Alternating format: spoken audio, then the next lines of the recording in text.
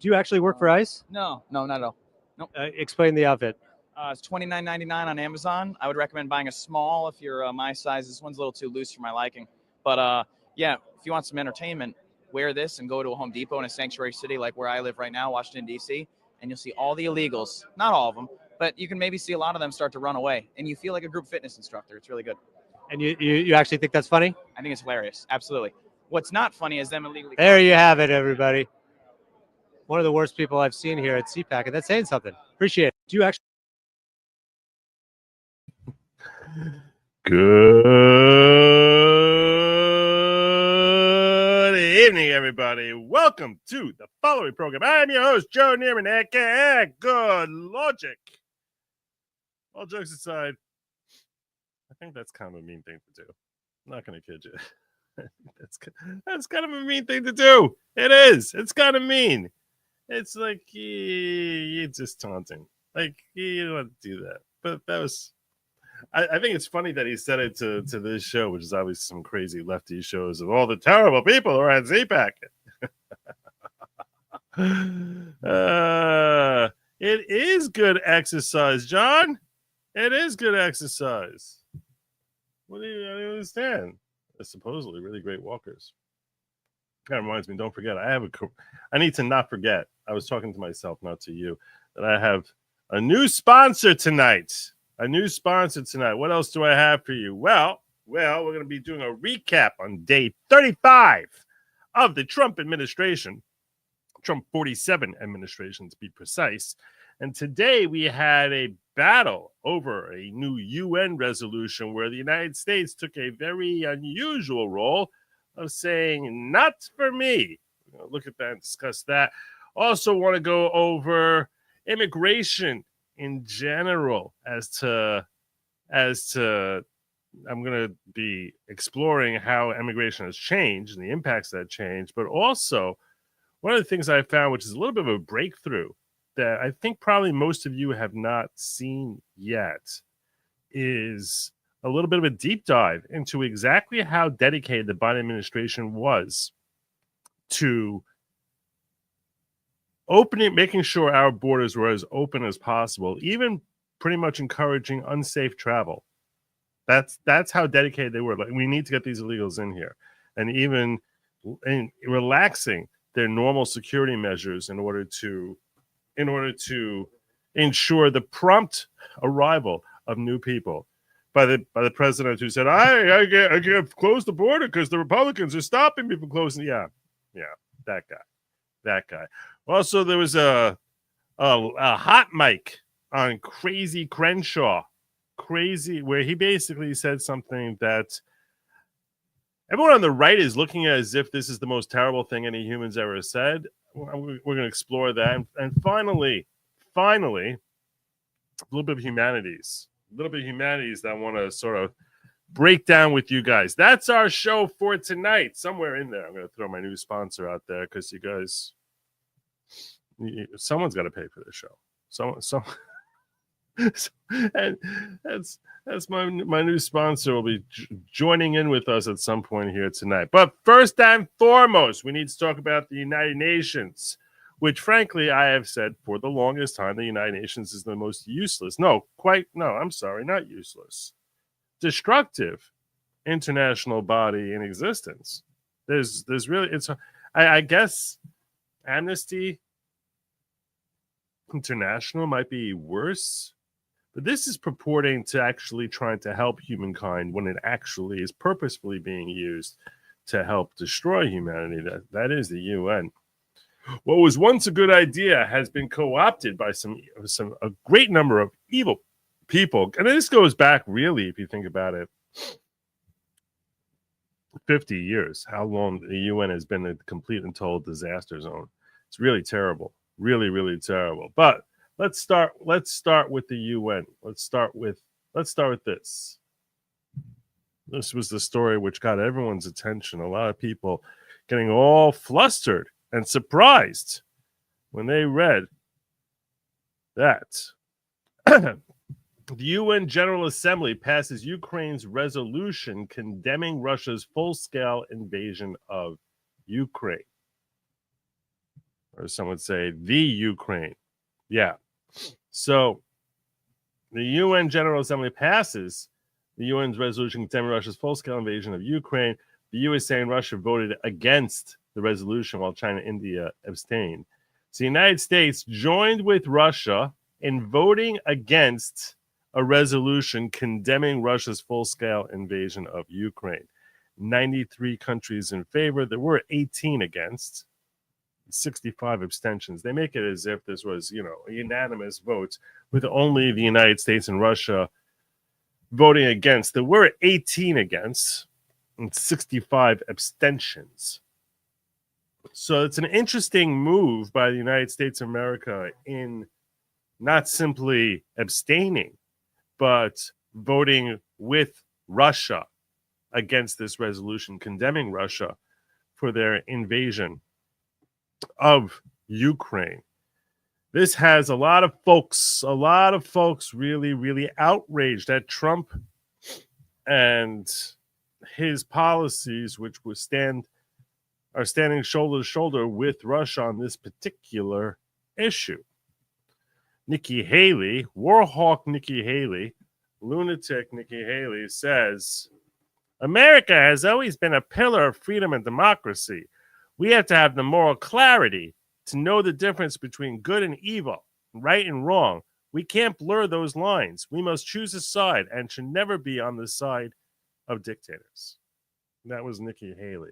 In general, the left was going bananas about how, Trump is obviously Putin's stooge and that he's been a Putin plant all along. There was even this whole report that I saw, not today, but I think yesterday, about how he was a plant from Russia going back to the 1980s, and his code name was Krasnov or something like that, some ridiculous, insane claim like that. But what we have here is Nikki Haley freaking out. And frankly, you need to sort of ask yourself a question for first and foremost. Why is this coming up now? Why is the Ukraine proposing this proposal now to condemn Russia now, full-scale invasion of Ukraine? And I think this was almost a little bit of a test. I think they did this as a test in the United States, a test which they lost on. And perhaps they're looking to drum up public ire against Trump, because I think they might have expected that he's going to have the United States vote against this. Because Trump famously stated, he kind of came out with a statement saying that this was not a unilateral invasion by Russia. And that was last week. This week, Ukraine's coming out with a condemnation from the UN of Russia's full-scale invasion of Ukraine. I mean, this war has been going on for 3 years. Why are you bringing forward this resolution now, unless the objective is to really take the temperature as to how far is Trump going to push this, and potentially push him into a corner where he is standing in that shoulder to shoulder with Russia, and getting all the left to freak out and say, he's Putin, he's with Putin. And yes, she does represent them very, very well. She's a classic war hawk. Although frankly, to a degree she does, not really a Reagan conservative. And this is something I mentioned when I was talking about Nikki Haley, probably like a year or so ago, that both Nikki Haley and Reagan continually use the phrase peace through strength. When Reagan used that term, he meant we need to have a ridiculous arsenal. And if we have a ridiculously intimidating arsenal, no one's ever going to mess with us. We'll have peace through a display of our strength rather than actual, and then we'll never have to go to war. Nikki Haley, she would say peace through strength by basically saying, let's bomb the hell out of everyone for the long-term peace.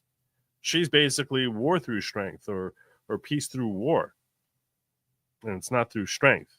It's basically trying to use our technological advantages and relative wealth to dominate the globe and through that will attain peace, or whatever that sort of means. So in that sense, I think she's actually bastardizing Reagan's foreign policy by implying that his peace through strength was anything remotely like what hers is. But I agree with you that back in the 80s, there was a general concept that we are the good guys, and that when we go to war, it's for virtuous reasons. And most of MAGA has abandoned that perspective, that we are generally in the right when we go to war. Anyway, Secretary of State Marco Rubio came out and made a statement about the United States' refusal to join on with Ukraine in this, and their vote against this particular UN resolution. We should check that out. And so we felt, everyone knows, you can go back and read newspaper articles over the last 3 years and figure out what happened in Ukraine. But now, as the president's made very clear, President Trump wants to end this war. He thinks far too many people have died, and he wants to bring it to an end. So we didn't feel it was conducive, frankly, to have something out there at the UN that's antagonistic against either side. We're trying to get these guys to the table. And unfortunately, Ukraine didn't agree. They wanted to move forward on theirs. We then went to the Security Council with our compromise, which I think is a very fair language. And it basically says war is a terrible thing. I mean, I'm paraphrasing and I'm being simplistic, but it says war is a terrible thing. Way too many people have died. This war needs to end in a way that's enduring. In essence, echoing President Trump's view. I want to pause. Locals is open. I apologize for that. I forgot to take care of that. Of what this conflict needs to be, and reminding the United Nations that the purpose of the United Nations was the prevention of war and the ending of conflicts, not making it harder to end conflicts. So I thought it was good that we got it done at the Security Council. The Russians didn't veto it, which is a good sign. I'm not telling you that is going to end this conflict, and I can't wait till Elise Stefanik is there, because it'd be great to have her leadership. But I certainly think our language is better language, and hopefully furthers the cause of peace. President Trump today, alongside French President Emmanuel Macron, said that he hopes that this can be resolved in a matter of weeks, not months, weeks. What are some of the major steps that we need to take to get to that point? Well, I think the president would want it to end yesterday, right? He thinks already too many people have died. There's been too much destruction. By the way, I think everybody should be very happy that President Trump is a peace president. We have a president that wants to end wars, not start new ones. He wants to end human suffering, not exacerbate it or extend it. Now, that said, it's a conflict. It's a war. It's going back and forth. We got to get them both to the table, starting with the Russians. So we met with them last week, and the basic question of that meeting was, are you interested in ending this conflict or not? A lot of people don't know the answer to that. If you talk to some in Europe, they'll tell you that Putin is not interested in ending the war.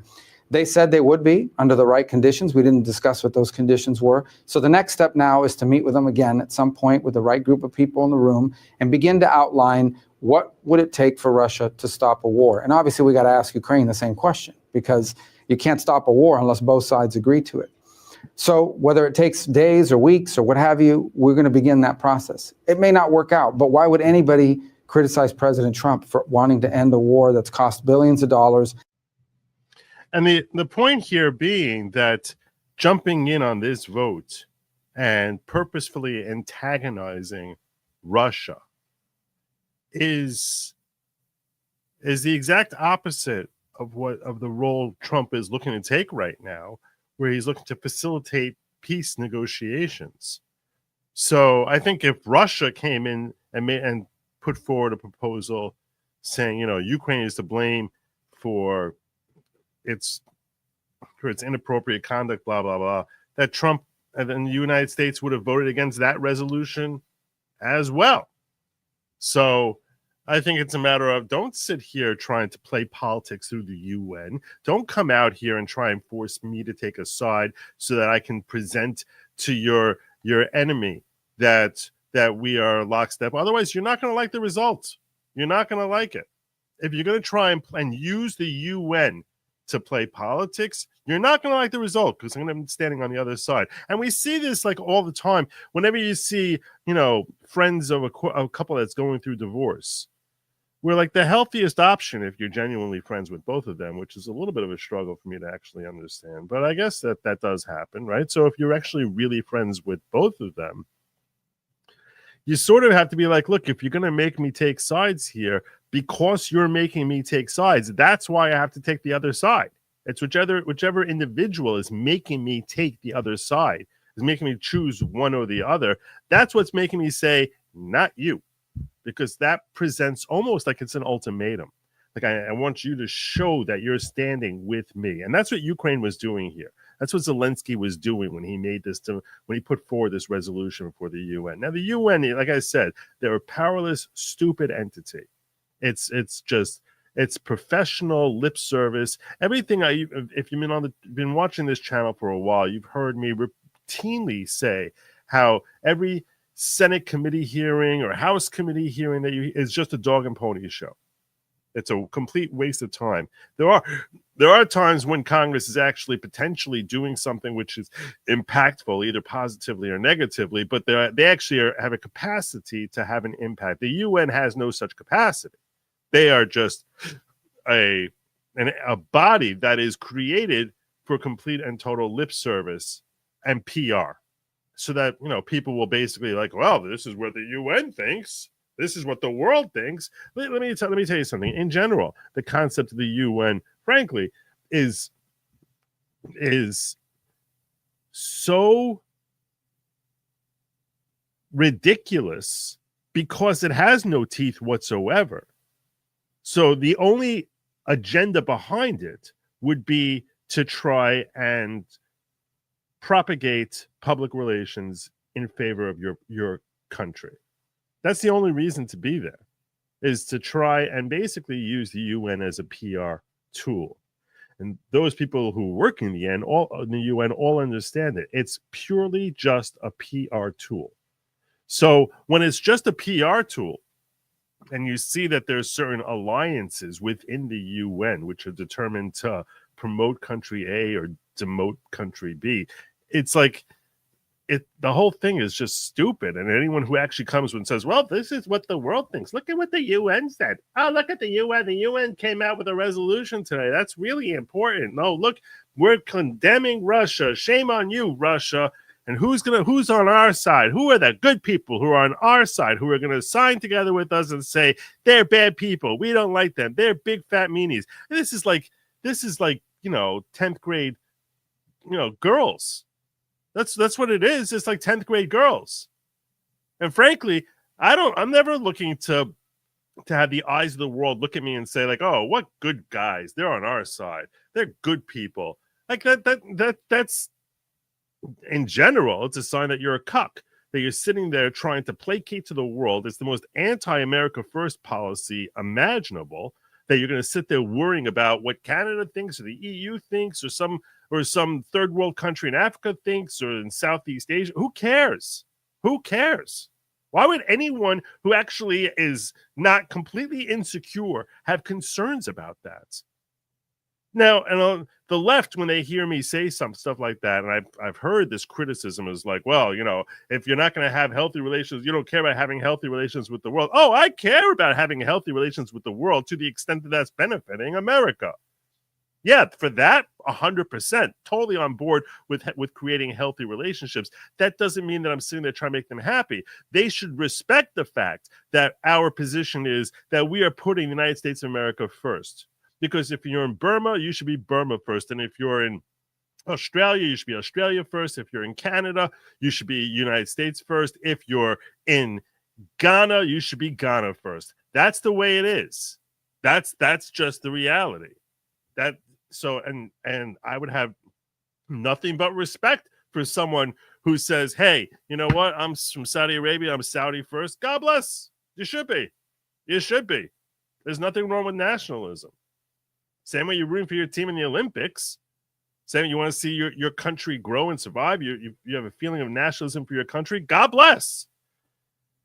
And we could peacefully coexist with the entire world. That would be amazing. But that doesn't mean that we're going to basically consider that some rando from Cambodia is someone or some entity organization from Laos is something that should be as significant to us as something domestically. It's really not that complicated, but apparently for some people it is. It's a sign of power. Trump is not controlled by the UN. He's trying to negotiate from an equal base on both sides with Trump having the power. Yeah.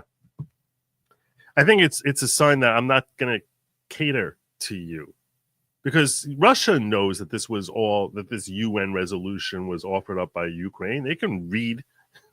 Putin could read. It's gonna be like, wait, so they basically say you have to choose a side, and you went with them. It's ridiculous.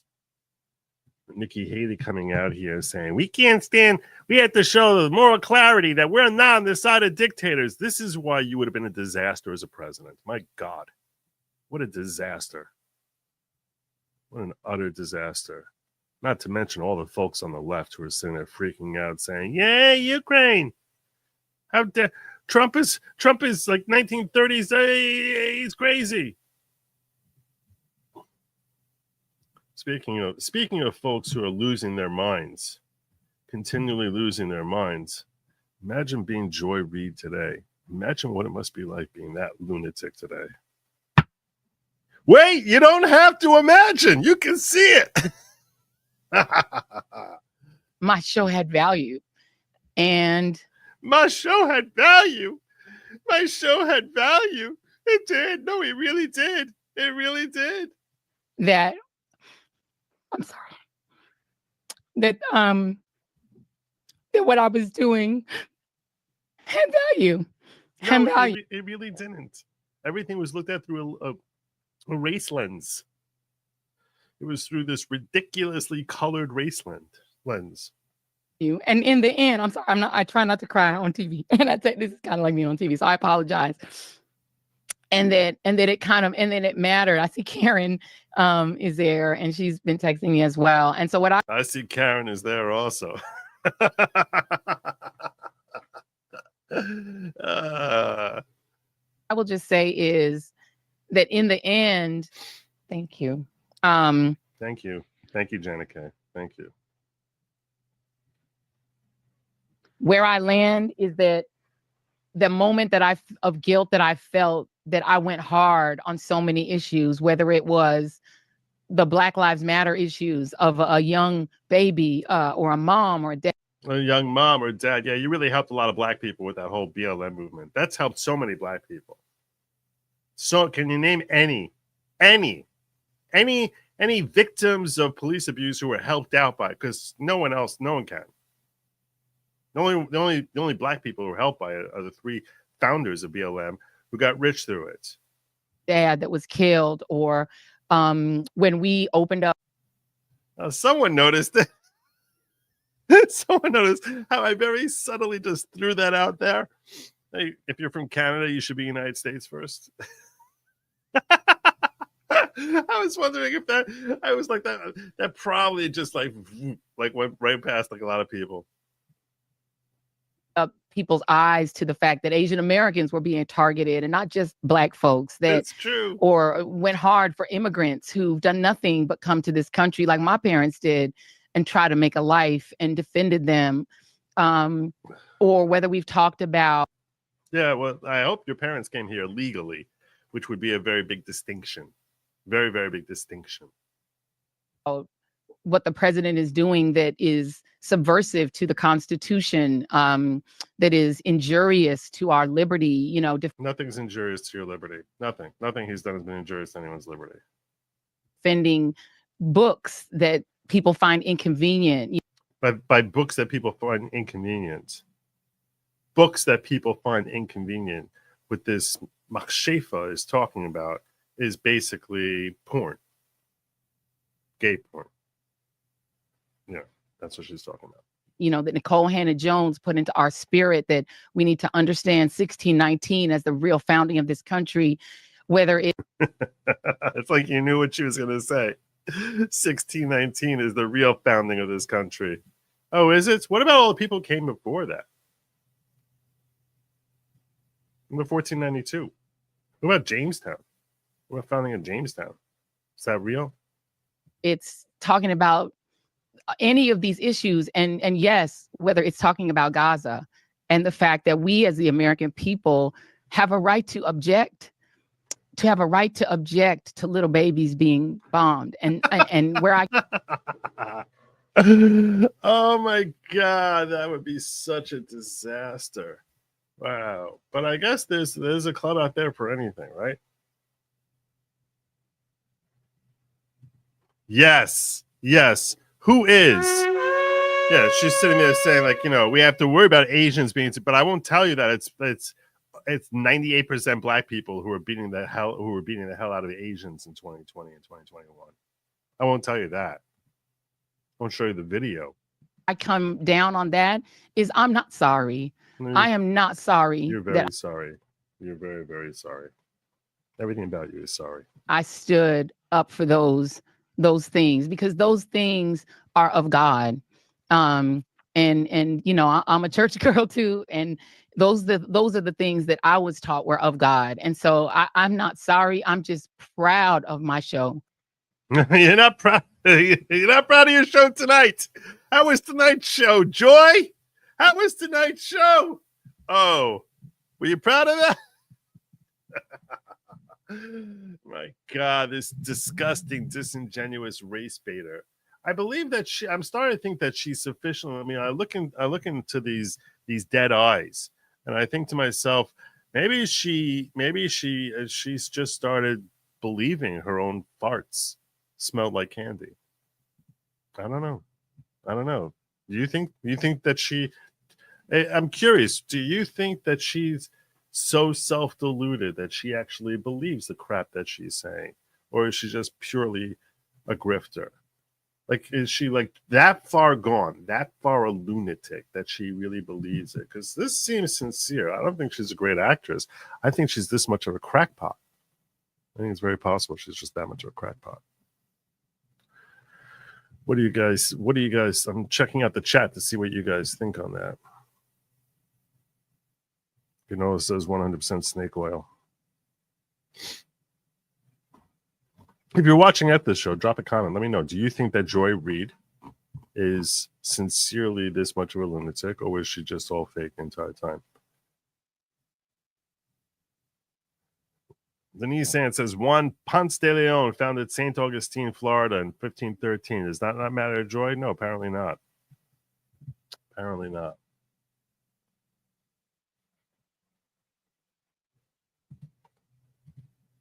The first slaves in America were brought in 1614, and they were Irish. Fact. Whoa. Is that really true? Now I need to know. Now I need to look that up.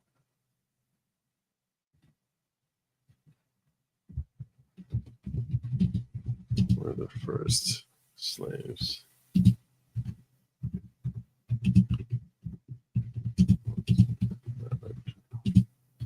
That's so stupid, as if America invented the notion of slavery.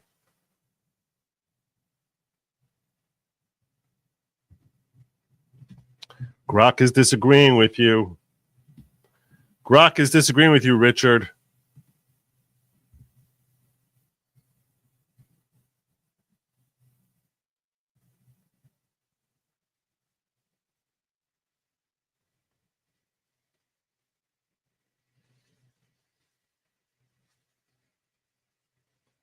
They're saying that many Irish, along with other Europeans, came to America as indentured servants, agreeing to work for a set period, typically 4 to 7 years, in exchange for passage to the New World.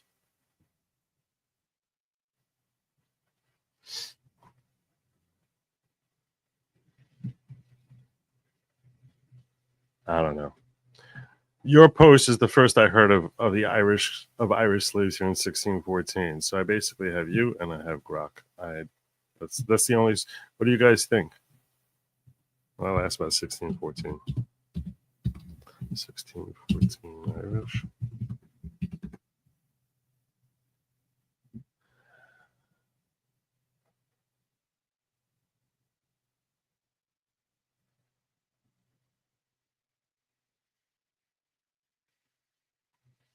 As for the Irish, there's no evidence of a notable group of Irish people enslaved or otherwise being brought to America in 1614. Migration of Irish indentured servants in the Americas began later, primarily in 1620 and 1630s.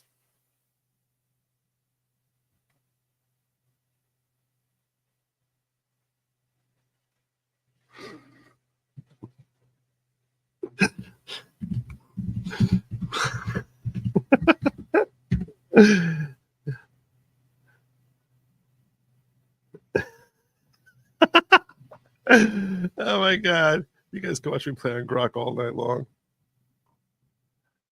Remember the anti-LGBT tweets she claims were hacks? Grifter through and through. Well, there you go. That's the definitive statement as far as I can tell, as far as whether she's legit or a grifter.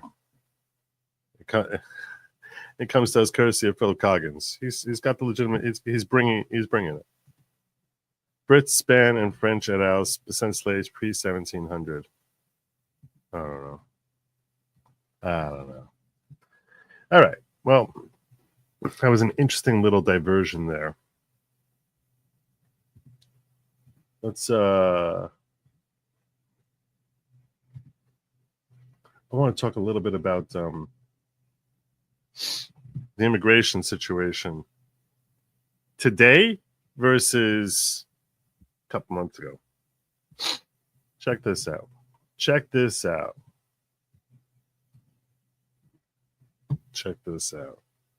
This is a credit to Donald Trump and Tom Homan. Breaking news, Mayor Eric Adams says he is shutting down the city's migrant facility at Manhattan's Mayor of New York City, Eric Adams, shutting down the migrant facilities. Roosevelt Hotel. Since 2023, the Roosevelt Hotel has served as an arrival center for migrants seeking asylum in the city. Alan Devlin is live outside the Roosevelt Hotel in Midtown. Alan?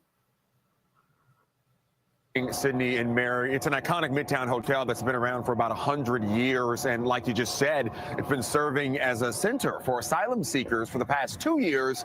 The mayor came out this morning and announced that will happen no more. This hotel shutting down for good.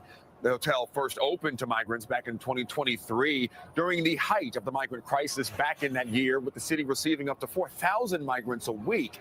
You have no idea what rooms in that hotel cost. Hundreds of dollars a night. Hundreds of dollars a night. I'll remember these images you're looking at right now out of that year, showing the vast number of migrants awaiting their next step here at the Roosevelt Hotel. In total, about 232,000 migrants have entered the city seeking shelter, and the Roosevelt Hotel was the front door for about 75% of them, this according to city officials. Now, in a video message released here this morning, Mayor Adams looked to the future. It's like became the illegal Ellis Island was the Roosevelt Hotel.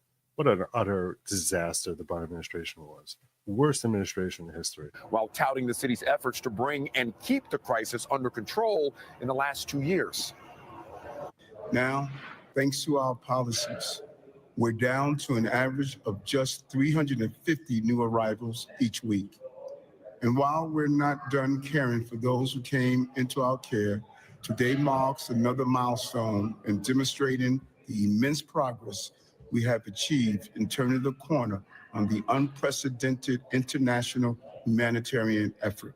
You heard it there, 4,000 down to about 350, says the mayor. Now, this all comes as Eric Adams remains at the center of a battle between New York City, New York State, and the stress is making him lose his melanin, because I'm sorry, he looks very different here. He looks very different. That was him before. I don't know. He looks very different. He's got a healthy glow in this shot. You heard it there, 4,000 down to about 350, says the mayor. Now, this all comes as Eric Adams remains at the center of a battle between New York City, New York State, and the White House, with some accusing the mayor of arranging a quid pro quo with the Trump administration to get his corruption charges dismissed in exchange for his cooperation with federal immigration enforcement here in New York City. Mayor Adams, however, strongly denies those claims. It is important to note that all of the activity, the facilities that were happening here at the Roosevelt Hotel over my shoulder, are going to continue to happen here in New York City. They just won't be happening here at this physical location. The mayor made it clear that they will be spreading out these efforts to other facilities around the New York City area. But right now, we're live in Midtown Manhattan. Alan Devlin, CBS News, New York. Alan, thank you. All right. So that's good news. That's Eric Adams will take credit, but obviously that's a result of what's happening at the border, courtesy of Tom Homan and Donald Trump. Brits, Spanish, and French sent slaves pre-1700. They claim the Irish were indentured servants, so they won't count. However, they were forced to leave Ireland. Interesting. But you can say the fact that they were not hereditary slaves, meaning their offspring were not slaves, is a big deal. So, Reed has benefited from affirmative action, DEI, and her entire life. Ivy League TV jobs, but thinks she's earned it all and is really smart, just like Fredo.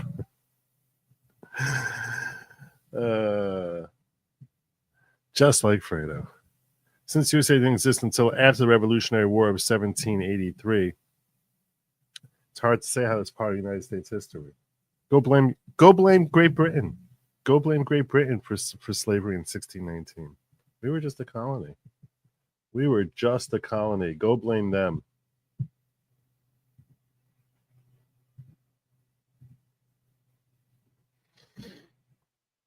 And sticking with immigration issues, I saw this story tonight, which I want to spend a few minutes talking about, that I haven't seen very many people talking about. But it's something you should be aware of, that as far as what is being learned about how the TSA was manipulated under President Biden's administration, just so we can appreciate just how insane that administration was toward promoting illegal immigrants. This is something, this has to be actionable.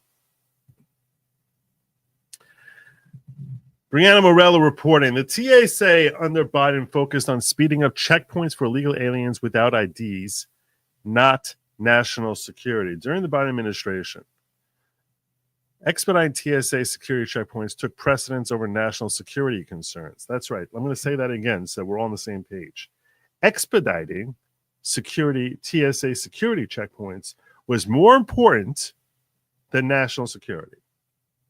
Through a FOIA lawsuit I filed after TSA stonewalled my initial request, I've exclusively obtained the protocols that allowed illegal aliens to board commercial flights with IDs, without IDs, under Biden's watch. TSA officials claim these documents didn't exist during his tenure, but the Trump administration has since granted me access to this information on March 26, 2021.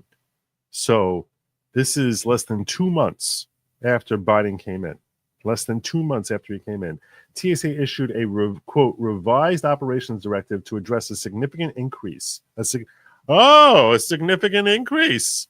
Why is that? In the number of non-U.S. citizens at certain airports who do not have acceptable ID documents. The operations directive added a series of DHS-provided documents that were suddenly acceptable for illegal aliens traveling without ID. Here's a list of those documents that were suddenly deemed acceptable. A warrant for the arrest. Oh, you don't have a passport? Is there a warrant for your arrest? Because we'll take that. That's fine. Warrant of removal or deportation. Order of removal on recognizance. Order of supervision. Notice to appear, like in court. Arrival and departure form. Alien booking record. Yeah, that's right. If you're a criminal, that could serve as your ID. The fact that there's documents showing you're a criminal. Are we going to arrest you? No, we're going to move you over to the Roosevelt Hotel. This is insanity. Insanity. These documents could be displayed electronically at TSA security checkpoints, meaning an illegal alien could present a photo or screenshot on their device, and TSA agents were permitted to grant them passage. On April 21, 2021, TSA rolled out a CBP-1 pilot program. That program was led by Director of Aviation Coordination Julian E. Williams and Director of Capability Management and Innovation Requirements and Capability Analysis Melissa Conley. The primary goal of the pilot program wasn't tied to national security, but rather to reduce wait times at TSA security checkpoints. This focus is emphasized repeatedly throughout the concept of operations.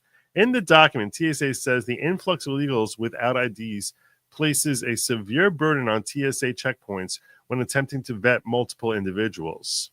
It's just too hard. There's too many. We have to just let them go on through. Let them go wherever they want. The document goes on to brag about reducing the wait times since rolling this pilot program out. Quote, use of CBP-1TM also resulted in efficiency improvement in process cycle time over the IVCC procedures.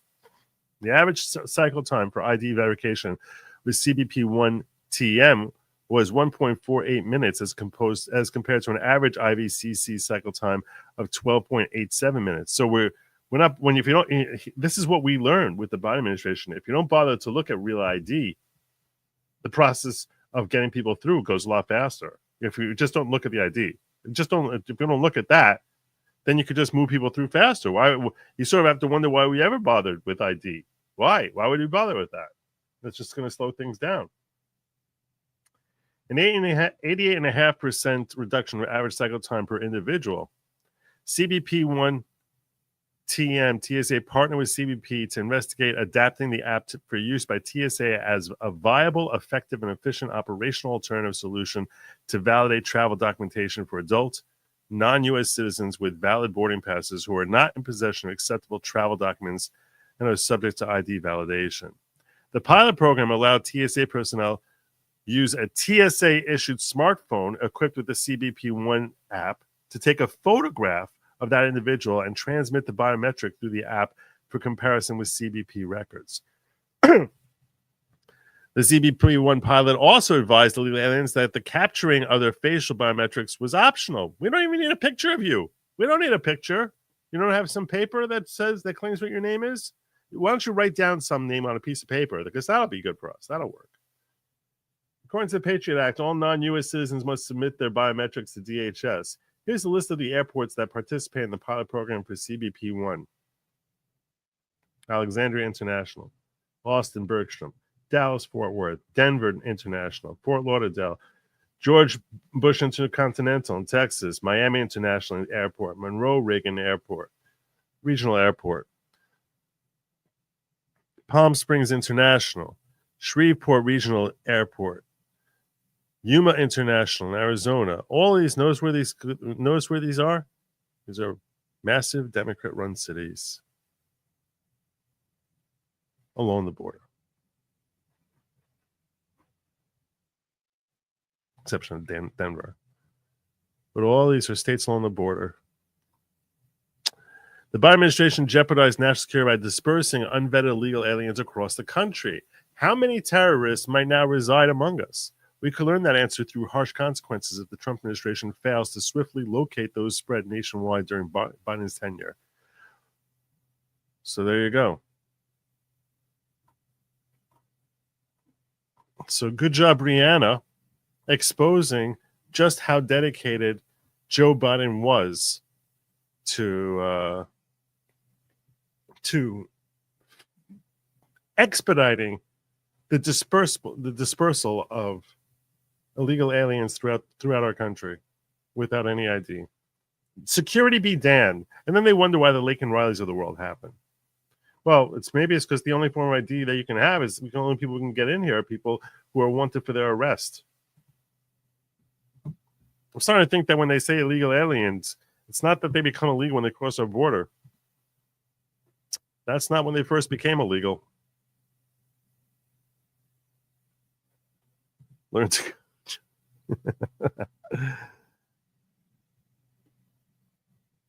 Well, that's very kind of you. Thank you, Fenton. I gotta say, this program gets better every night. Keep it going. I very much appreciate that. Thank you, my brother. Rita's always been an evil dullard who believes she's good. Yeah, well, she's an angry woman. She's an angry person. Very bitter. Very, very bitter. We do a quick check over here and make sure that we're good.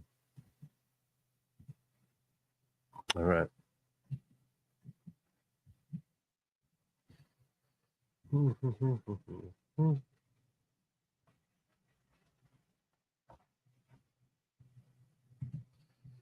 One quick story I want to share with you all, which I didn't put in the description, relates to Elon Musk and his reported abandonment of his child. This came out today. Lefty lunatic Joshua Reed Eagle put out this little clip. Elon Musk walks off and leaves his 4-year-old son wandering off stage by himself. This clip legitimately disturbs and legitimately, I'm not lying here. It disturbs and saddens me. This has 8.8 million views and 105,000 likes. So many idiots still among us. We don't have too many, but that one is a good one. Now I watched this rocket come down. Looks as if he's ditching it, right? And I think it was somebody on the phone. We don't have too many, but that Legitimately disturbs. Yeah. That's what this guy's sharing out. That legitimately disturbed him. Well, that video is not the full context. So let's check out the full context.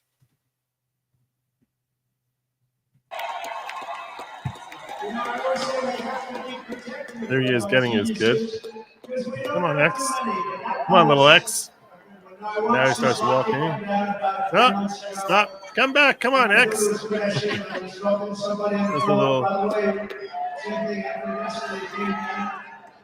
does the little hand thing with him.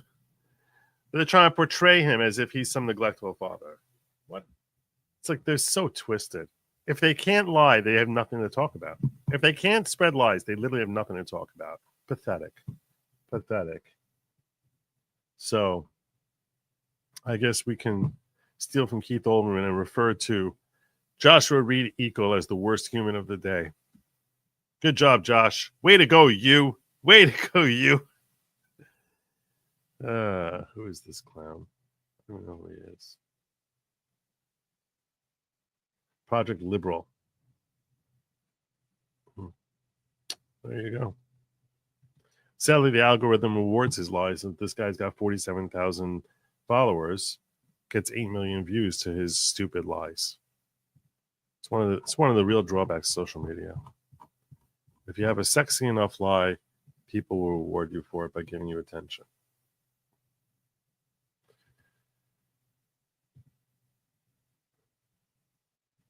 And moving right along here. So that is what we do. Move along. Oh, wait. Liz, hitting me. Joe, my new license plate has one word: grateful. When I listen to these broken people, they are lost and in need of a grateful heart. Indeed. Indeed.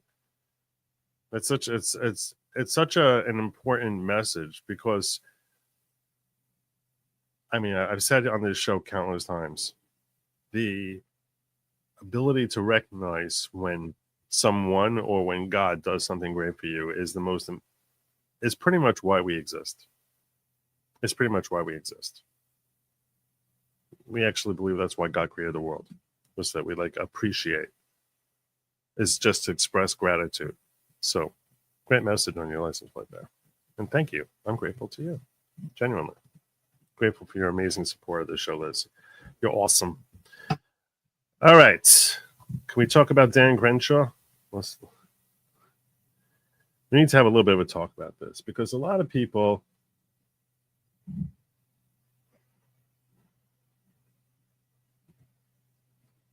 Steve Edgington says, after our interview, I asked Dan Crenshaw if he had ever met Tucker Carlson. He said I would kill him if I saw him. I laughed it off. He said, no, seriously, I would kill him. Watch my interview below where I asked if he's a neocon. $1 billion to Ukraine. I know that people... Just coming back to this $100 billion to Ukraine, I know that people like Tucker Carlson would make the argument that there's a real opportunity cost there. You know, we could have spent that money on the border or fixing, issues in America. Yeah. What do you make of that argument that all this money could have been spent to help Americans, not Ukrainians? You can okay, stop. What the hell happened to his hair? What the hell happened to his hair? What is this? What is this? What happened to Dan Crenshaw? This guy, when he first came on the scene, what is this? What is this? What is this? What is that Danny boy? What is that? All of a sudden, he's got the mousse and the gel. There's so much product on his head that you can make like a commercial. Oh my God. What the hell is this? What is this? When did he start sporting this do? This looks like it's like he thinks he's stepping into a Pantene commercial or something. What is happening here?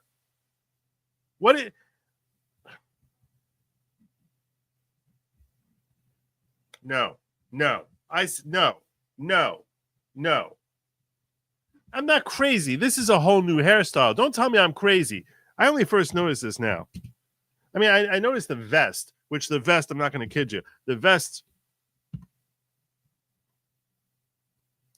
Yeah, see, the vest is a weird choice. You pull up pictures of him. No, he never had hair like this. His hair was just like nice, normal, standard, basic hair. What is with this curly fluff now that he's got going on? When did he become Denise? What's happening here? What is happening? No. Only his hairdresser knows for sure. I don't know if that's a wig. I don't know what's happening. Them at the same time. All this money could have been spent to help Americans, not Ukrainians. You can walk and chew bubblegum at the same time. We spend 75-80% of our budget on a welfare state in America, on Social Security, Medicare, and Medicaid. I would love to ask Tucker what he thinks that $100 billion should be spent on, and if he would vote for it as a conservative. Tucker doesn't know what he's talking about. Tucker likes to visit Moscow and talk about how great the grocery stores are. So I don't really take his advice very seriously. Just coming back to this $100 billion. Yeah, Tucker doesn't know what he's talking about. That's where he starts talking about Tucker. That's where he starts. But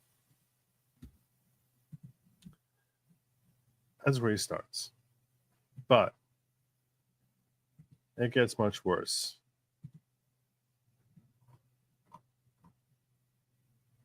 So when Steve Edgington put this out, that after the interview, Dan Crenshaw said that he would seriously kill Tucker.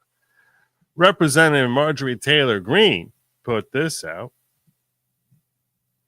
Dan Crenshaw, did you threaten to kill my friend Tucker Carlson? He says, LOL, no. Okay. But then there's this. Thank you. Have you ever met Tucker? We've talked a lot. I ever meet him on the telephone. He's the worst person. Thank you.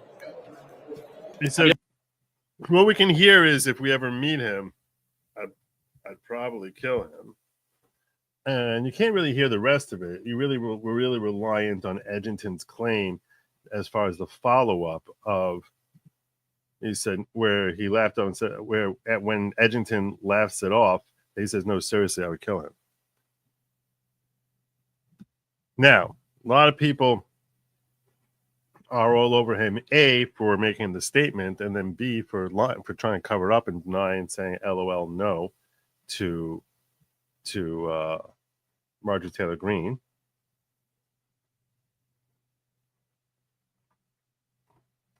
So they say, and I mean, he's kind of crazy. You can see here, even by the way, Crenshaw's comment on Carlson sparks controversy. Tucker Carlson responds with, why don't you come sit for an interview? We'll see how you do. I'll send you my address. Sorry, every once in a while I have to do the Tucker laugh.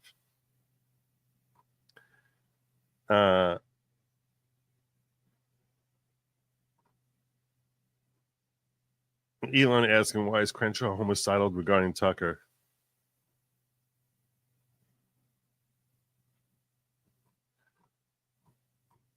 I mean, the only reason that you would think that that he has such an issue with Tucker is because of oh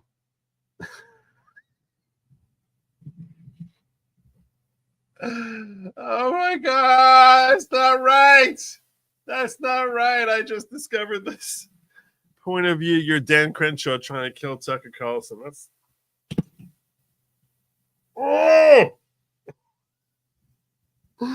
this is why I love the internet. Oh my God. Oh my God, that is so wrong. That is so... Oh my God. Definitely retweeting that. Oh my God. Oh my God.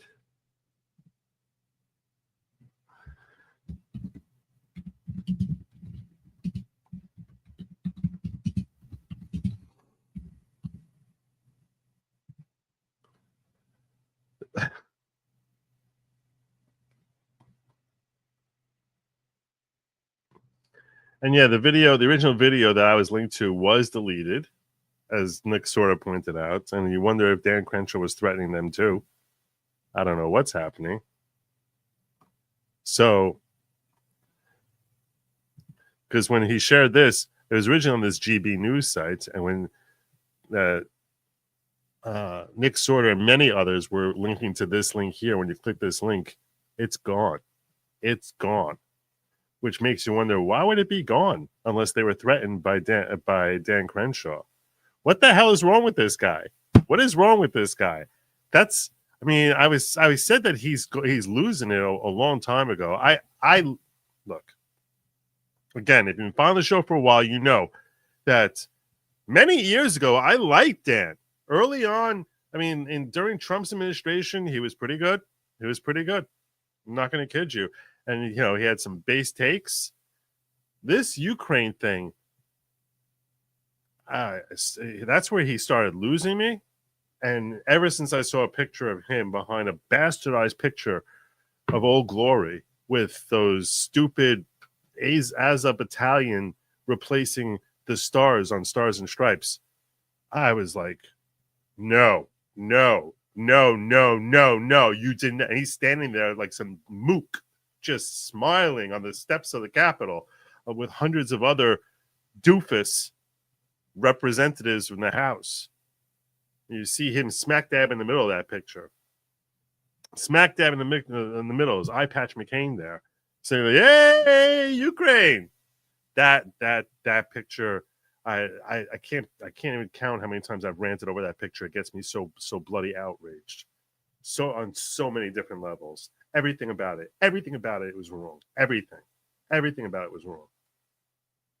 And as soon as I started screaming about how wrong that was, that's when people started telling me I was some Putin sympathizer, or I'm a Russian apologist. And I'm like, no, I don't give a damn about Russia. I don't give the slightest damn about them. I don't care if they're doing well. I don't care if they're doing badly. I don't care if they're invading someone. I don't care if they're being peaceful. I care how it affects us. Ridiculous. But my question is this, and here's the question I have for you. Being real, is that really a threat? If someone says, if I ever meet Tucker, he said I'll probably effing kill him. And if he says, I'm not joking. Is that really a threat? Do you label that a threat? Do you you think Tucker is like, oh yeah, he's literally going to kill me? Would you take that? Do you think that that's genuinely a threat? And if you do, tell me. I really want to get your thoughts on this. And you could drop, if you're watching after the show, drop a comment down below. Do you think that statement, if I ever meet Tucker Carlson, he said, I think I'll probably kill him. Let's go. Let's hear it again. Have you ever met Tucker? We've talked a lot. If I ever meet him, I'll probably kill him. I heard his I'll probably. I'm not going to kid you. When you see the video with the word effing, it sort of, it's almost like, that audio thing where if you hear Greensleeves or, you hear Lauren or whatever, I don't remember.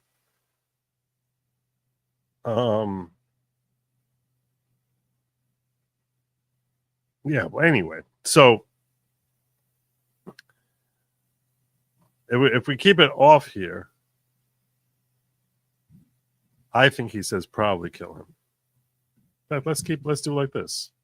I'll play it this way. We've talked a lot. Let's turn it up a little bit.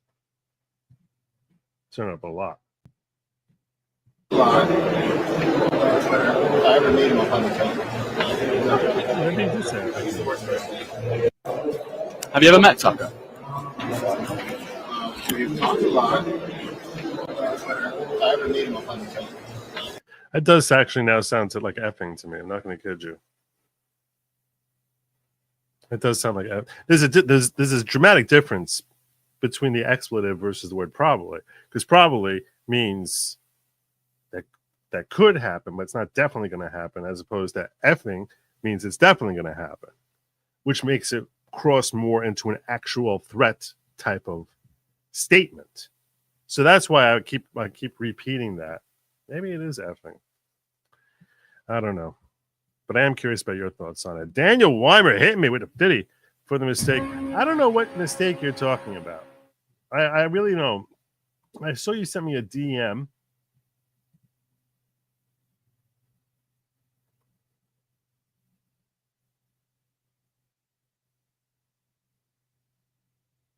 We said that you tried doing some gift memberships and one got marked as suspicious activity. Anyway, thank you. I very much appreciate your support. And there's no mistake. You don't owe me anything, but I definitely very much appreciate the support, brother. Thank you very much. I'll give you another one of these. There's really not. Well, it's not necessary. You didn't owe me anything at all. That is a perm. He had to go to a salon to get that on purpose. By the way, send you a DM. I think I found your Herstory song. You can play it here. It's SNL. Yes, I saw it. I heard it. It is the song. I thank you. You're awesome for digging that up. I don't know how the hell you found that, but God bless you. That was an amazing job. I had never heard it before. I only heard my nephew singing it to me, but it is that because I remember him telling me Rosa Parks sat on a bus. Yeah. So, it's actually a very funny song because it sort of is it's like designed to like be promoting women while at the same time almost trivializing them. Like it's like, we're tired of all this history being about men. So instead of a history, it's gonna be her story. Like, see, her story. See? Her story. So yeah, it's gonna be her story. And he basically starts going through different women through history and what they're known for.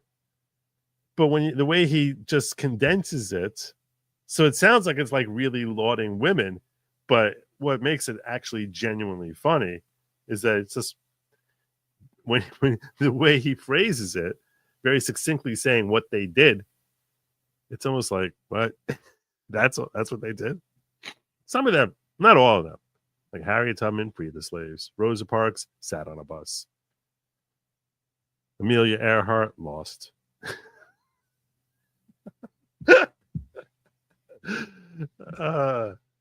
That's funny. That's funny stuff. I don't know. That kind of humor works for me. I cannot play it here because it's Saturday Night Live, and I'm positive that my stream will come crashing down if I do. But I very much appreciate you sharing it with me. I can put the link probably in the chat. I can put the link in the chat. I'm going to do that right now. Put the link in there, and maybe that'll work for some of y'all.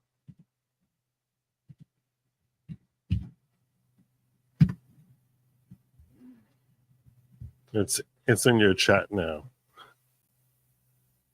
Should be in your chat now. Oh, here.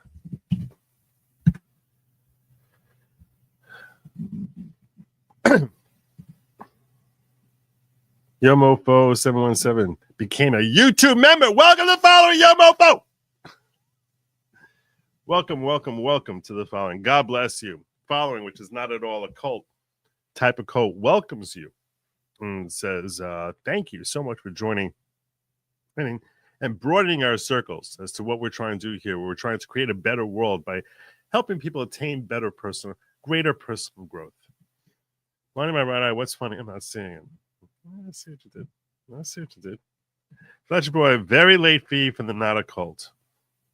It is very late. It's like after 11:30. What's happening? I don't understand it. All right.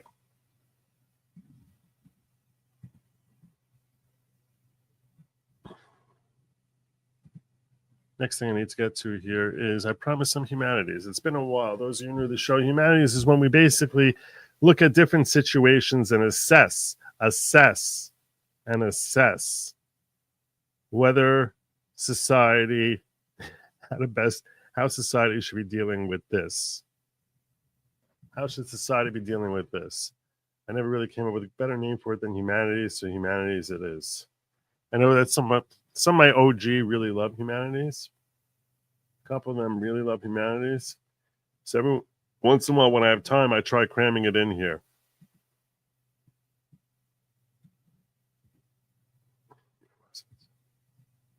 Oh, that's not it. Hold on. Yeah, dig up. I gotta dig up my humanities. While I am digging up humanities, this is not quite a humanities thing, but I thought you should be aware of this because part of my objective is that if it's happening in social media and around the world and relates to things related to law and politics, that you should know about it. So here's one of them. This one I wanted you to be aware of. We spent 20 billion of our tax dollars doing what to animals? Injecting puppies with cocaine, staging hamster fight clubs, putting dead turtles on treadmills. Cats have marbles shoved up their rectums and are electroshocked to make them defecate in constipation experiments. Examine the effects of party drugs on animals injected with testosterone. We know this thanks to Doge. We would have never known this if it wasn't for Doge. Yeah. Where's PETA? Where is PETA? All right, stop with the PETA. PETA is the most corrupt agency in the world. They don't care. They euthanize dogs. They're terrible. Terrible, terrible, terrible, terrible, terrible, terrible, terrible. Stop asking about PETA. How could anyone never give any money to PETA? They're terribly evil people. No, they're terrible. Terrible. Literally euthanize dogs. Buy massive freezers. There was a whole thing.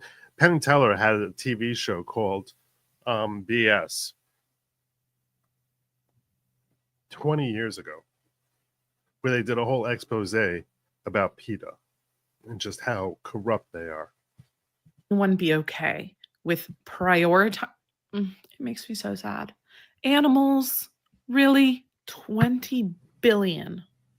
20 billion. It's so wrong on so many levels. The waste and corruption, the abuse, the mistreatment of animals, hiding it from taxpayers, left being against this and finding out this stuff. There's so many layers to it that's just so disappointing. Come after me, but the second you come after my animals, I'm fighting. All right. So we talked a lot about the waste and abuse that that Doge is exposing. And that one came across my timeline today, so I was like, let me put that aside and share that with folks because they needs to know. The people need to know. And now you do. Now you do.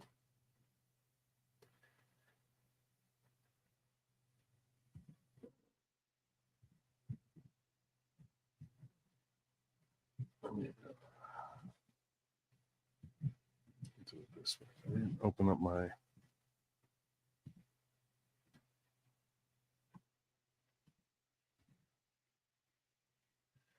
I had 3 different humanities things I wanted to talk with you all about.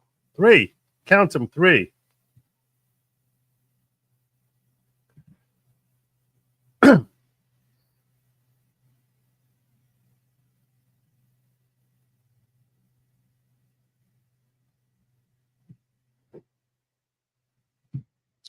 All right. First and foremost, I had this one here.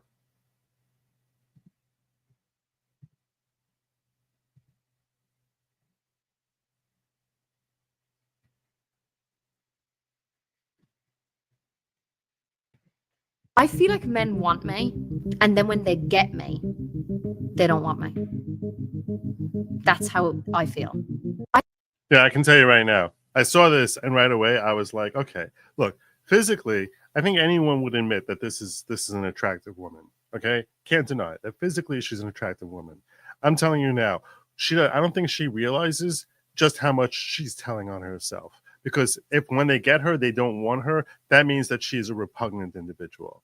And obviously, that I'm not talking physically. Physically, I think that most people would say that she's a very attractive woman.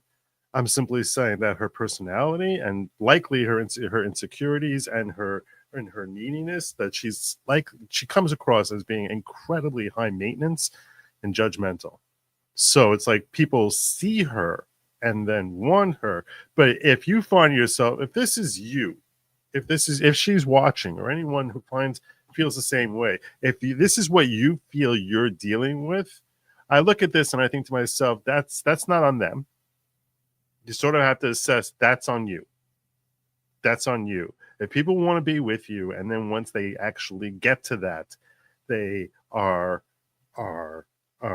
not enjoying that element, not enjoying that success. It's not that you were simply a notch for them to sort of land. No. See, I think that the way she was wording this tone, the tone that she's given off here, at least to me, is that she's some prize that they feel like they won, but they never actually really wanted to have her. That's what is implied in this very brief snippet here. I'm simply saying that if in fact she was a prize as far as her personality, if she was a prize as far as that she was a peach to be around, if she was a prize that she added value into a relationship, that the person who was in a relationship with her would continue to receive that value. And by value, I don't mean simply her genitalia, but I mean her actual ability to give emotional support and simply be there for the person, give actual encouragement, make that person happier after they spend time with her than before they spend time with her. Have the net be a positive for that exchange of time, because we all have very, very limited time. We all have a very limited number of, we don't look at it as being a limited number of hours, but our time is far more precious than we tend to appreciate. And if someone is making the overall vibe for how you feel about yourself lower as a result of spending time with you, they are not going to want to be around you. And it doesn't take very long for them to realize that. That's something that they sort of, as opposed to other people, know how to make people feel good about themselves, make them feel happy. And in that sense, if you're able to do that in your relationships with people, you become like a drug for them, where it's like, oh, if I want to feel better about myself, I'll be around this person. This is why when I talk about, like, as far as the key to being very popular, which is a relatively simple thing, but one of those keys is being someone who exudes happiness. Just a genuine, sincerely, if you exude your own happiness, which even looking at this woman, I feel miserable. I feel depressed when I look at her. But if you exude happiness, people like being around that. It makes them feel good. And another element is to not be judgmental, because when you're judgmental, you're making people feel as if they're dissatisfying you, and that makes them feel terrible about themselves. So when you're judgmental, you're invariably pushing people away from you. That's what's happening there. But she's looking at this as a flaw in the nature of the guys that she ends up in relationships with, or guys in general. That's at least the tone she's giving off here. Like I said, it's too short a clip for me to really fully dive into, which is why this little piece of humanity is just a little appetizer. But when I saw this, I was like, this is not on them, honey. This is on you. This is on you. Because it's impossible. It's impossible she wouldn't have, if she was, and it's also a reflection of the type of guys that she's seeking out. It's just that they're likely plastic. And it's like plastic seeking plastic. Like a personified Ken and Barbie. And nobody's happy in that relationship. Nobody. Anyway, I want to get that one off my chest. I saw that one, so. Your tracksuit was being clean? It's not mandatory. Tracksuits are not mandatory. You don't. Anthony Fauci is almost as bad as Joseph Mengele. Don't even get me started on the whole beagles with the sandflies. Don't even get me started with it. You can see.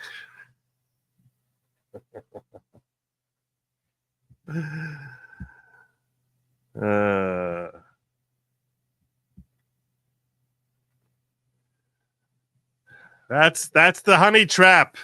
That's the honey trap.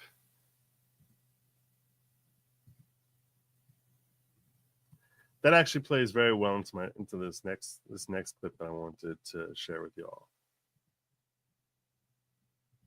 this little plays very, very well into this next one, because I feel as if this clip is an answer to the last clip.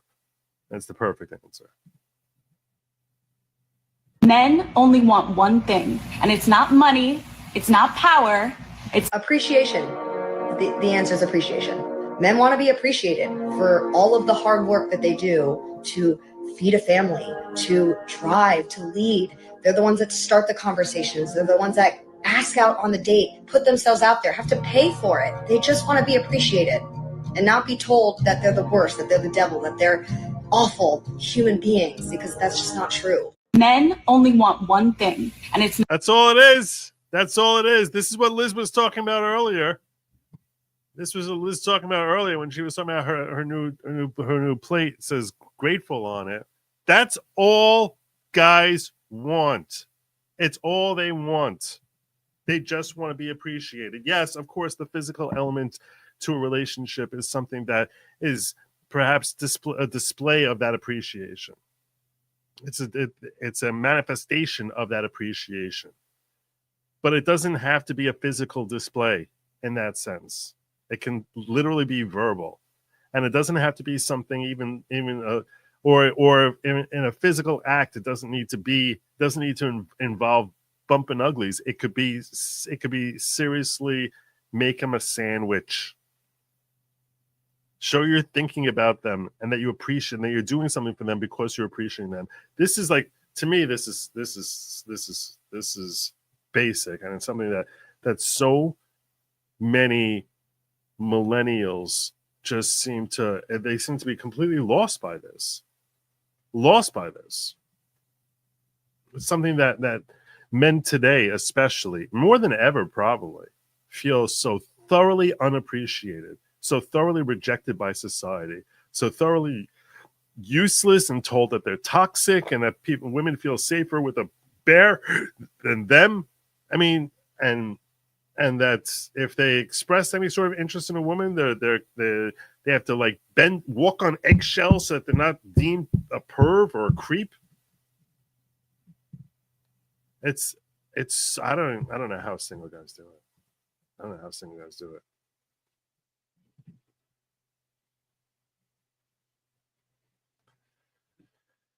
But yeah, it's exactly what Beanpot's saying here. You put on a sundress and make him a sandwich. Oh my God, they're like jelly. Like we're such simple creatures. It's so easy. It's so easy.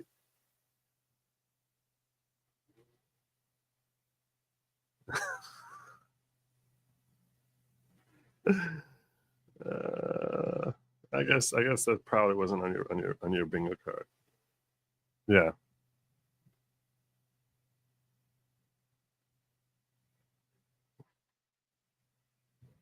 We have a question from X. Do I know religiously married people who fake their atheism to marry into a religious family?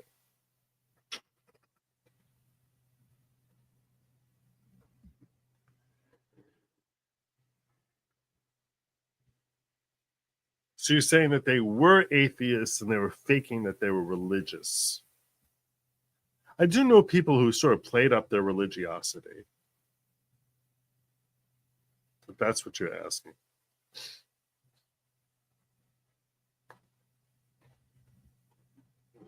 I think that's what you're asking. But not outright atheists. No. Not outright. I'm not down this program at all. But I'm going to do it in order to get the girl or get the guy. And that I've never heard of. No. No. If that's what your question is. And I'll tell you this much, what you're saying, Barnes Homestead, fake it until you make it, it's a Jewish philosophy that if you do something for the wrong reasons, that the hope is that eventually you'll do it for the right reasons. So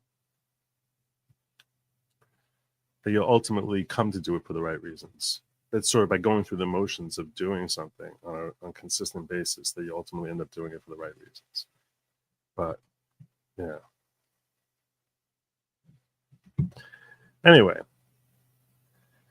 the real one I wanted to talk about, and this is one I need to engage on. Then those I was like, there's not really much to debate. So in that sense, it's not real humanities. I need to ask the audience this. I saw this, and I saw this clip here, and I was just astonished about everything involved in this clip. Everything in this clip. This is the real one I really wanted to get in with you guys. I love my husband with all my heart, but when I married him 11 months ago, I didn't think I was marrying a cheapskate. He used I didn't think I was marrying a cheapskate. Okay. to wine and dine me, and now when we go on date nights, he's like, let's split the bill 50-50. Marriage is 50-50, split the bill 50-50. So I feel like I'm taking myself out. He also refuses to pay for groceries because he says I'm the one doing the cooking, but he likes to do the eating. So, Steve, how can you help me make my husband understand that he should want to financially support his wife and take care of her? Hey, Steve.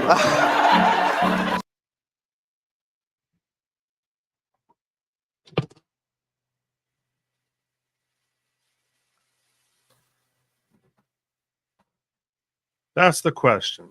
How can Steve help her husband understand that he should want to take care of his wife? Listen to what a husband. Steve, I believe marriage is 50-50. What's wrong with splitting the bills from time to time? She asked me to do some chores, I do it. What's wrong with splitting everything 50-50? I'm trying my best right now. I'm in school. I work 2 part-time jobs. I do help buying groceries. 50-50. Yeah, okay.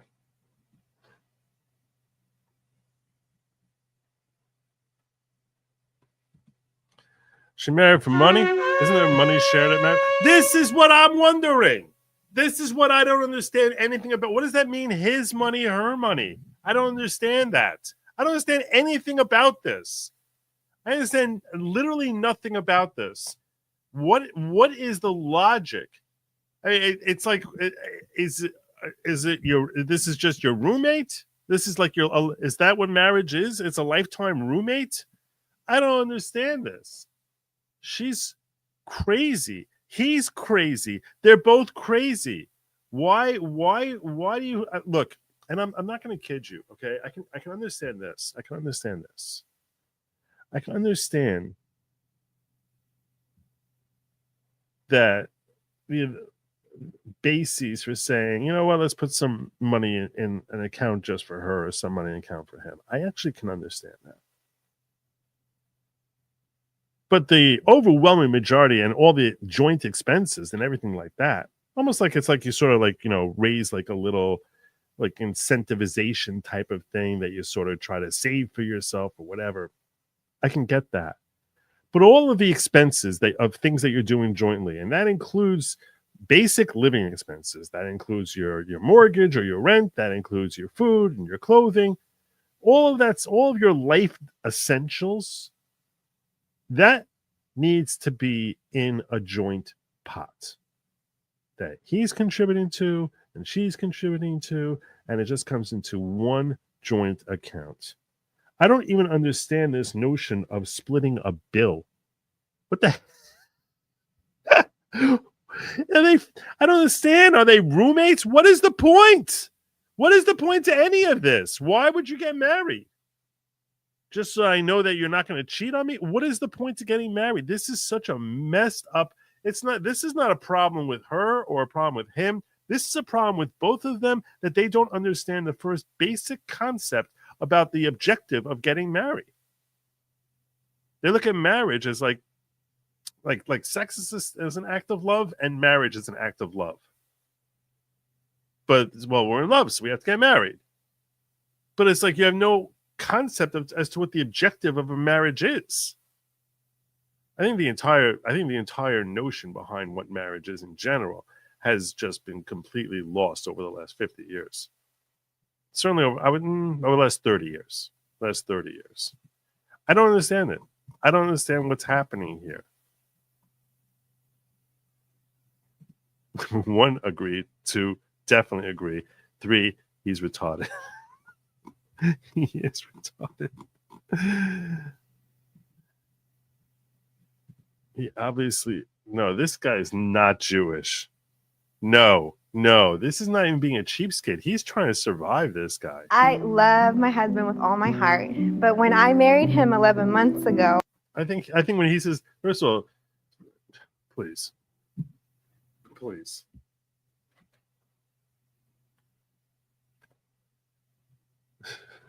No. I can look at her face and be like, no, that's definitely not a Jewish face. But no, I know you're making a joke about the whole, being a cheapskate. I didn't think I would marry him. Wine and dine me. And this is another stupid thing. Like, he used to wine and dine me. As if, like, that's what marriage, that's what she was signing up for with marriage. I'm marrying you so you're going to wine and dine me for the next 80 years. Wow. How many things are wrong with this whole video? now when we go on date nights, he's like, let's split the bill 50-50. Marriage is 50-50, split the bill 50-50. So I feel like I'm taking myself out. He also refuses. I don't even look at it like, here's the thing also. I don't look at taking someone out as the whole paying for them. I don't look at them as taking them out. I look at them taking them out as like taking them somewhere and spending your time with them. I never looked at it like I'm taking out Lady Lawgic. It's like, no, I'm going out with her on, like, let's say a date to a restaurant. That means I'm just spending time focused on her. That's the whole point. But not like as far as like who's bill. Like, oh my God. I'm curious if any of you Just to pay for groceries. Separate, He says, I would love to hear from someone who can explain to me why it is.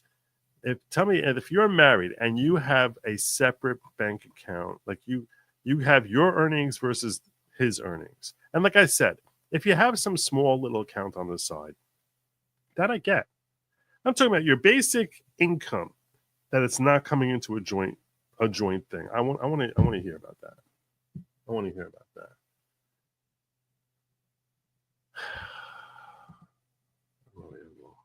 I want to hear your explanations. So with that, I think it's time for me to open up the phone lines. Maybe some of you have thoughts on this. Maybe 1 or 2 of you have thoughts. Who knows? This Humanities is good to have. Good to have joint conversations.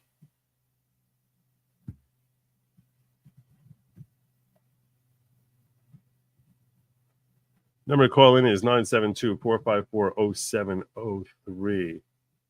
972-454-0703. Yes.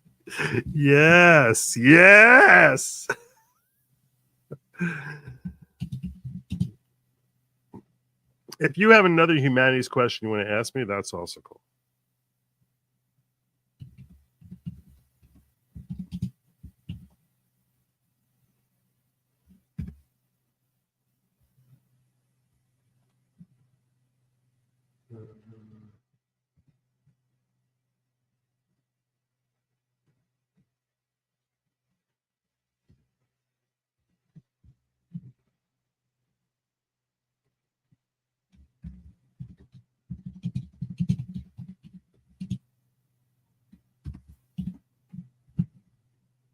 I would so love to hear from someone who has separate bank accounts. And look, maybe I haven't thought of something. Maybe. I don't know.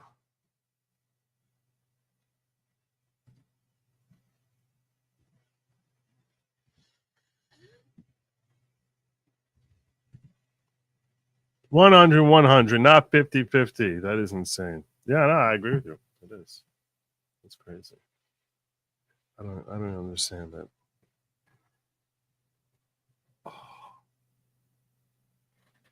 So, I mean, maybe.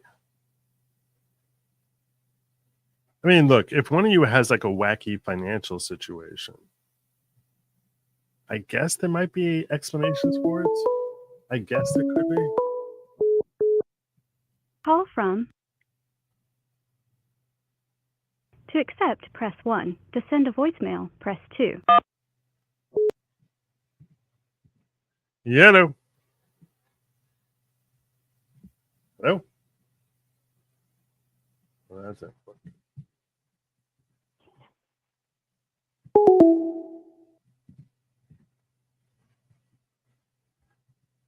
All right. Off to a flying start. Why is that not showing that it came in? That's very strange. Let me refresh this. Something's wrong here with my phone. Definitely something's wrong. Call from. You said your name was Steve? Yes. Hey, Steve. How you doing tonight? Good. How you doing, Joe? So explain to me this whole bank account thing. Well, really, when my wife and I first started dating, we had our own bank accounts. And when we got married, we just kept our bank accounts. And we just never wanted to go through the hassle with our banks. We liked our banks. And so the way it worked for us, just we paid the bills out of my bank account, and then we used her bank account for recreation. Okay. But my question is this. Do you look at it as your money and her money? No, it was never separate money. It was just a pain in the ass to hassle with anything. Right. Okay. That I can understand. That I can understand. You're just like, look, there's no reason to do it a different way. So you're saying, like, would you need to give her a whole McGill explanation if you had you wanted to get something? Like, how does that work? Well, we always, not if it was something that was insignificant, but we always decided that any major purchases or decisions, we would always sleep on, talk to each other, and make the decision the next day. Right. And so for anything, that's how it always worked, which came in handy when it came to getting free gifts from timeshares, because we always had that policy, so we're always able to get our gifts without being pressured into buying anything. Wait, when you say timeshares, you mean like a little timeshare, like in Orlando type of thing? No, like timeshare presentations where they try to pressure you into buying one. Mm-hmm. And we always had this policy. We're firm. We have to talk about it and sleep on it before we make a decision. And they hated it. And they always tried to, get us to buy something. But oh yeah, I did. Wait, so how many times have you gone for the whole timeshare lecture thing? Oh God, when we were in our 20s, we actually we were living in Orange County, California, and we did the Wyndham one so many times they changed their policy to only allow people to do it a certain number of times in a year. I did it once, and it was torture. Oh my God, it was. It can be annoying. It was but, like 5 hours. They wouldn't let us leave. Anyways, I did it for. We did it for Disney. We did it for Disneyland tickets. Well, see, the timeshare presentation always said that it was a 90-minute presentation. So we would set the alarm on our phone when we got there, and when it went off, we would lie and say that we had a child that was being watched, and we knew that the time that it would take, and so we had to leave at this time. And so we would force their hand into honoring the 90-minute time limit. You were much sneakier than me. No, I got locked in. That was all her. I got locked in. We did it once, and I was like, never again. There's certain things that I'm just like, and as I get older, I think I'm getting to like requiring like more and more pampering. I think, I think just for like my mental and emotional health. Like I can't do timeshares. I can't do Spirit Airlines anymore. I can't. I told her, I was like, I don't care. I don't care if they're paying us to come on their planes. We're not doing Spirit Airlines. I haven't flown since 2004.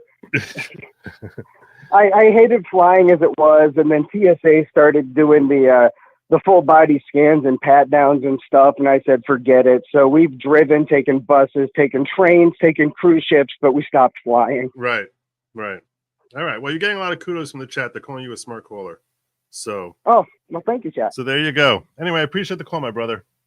All right. You have a good one. Have a good night. See, that's not that in that relationship there that he's describing, they're looking at their pot as being one. It's just a matter of it's literally in her name or literally in his, but on an emotional, intellectual level, it's one pot, which that's the same thing.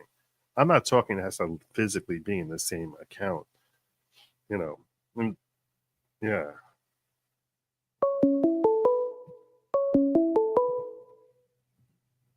Call from Dominant one.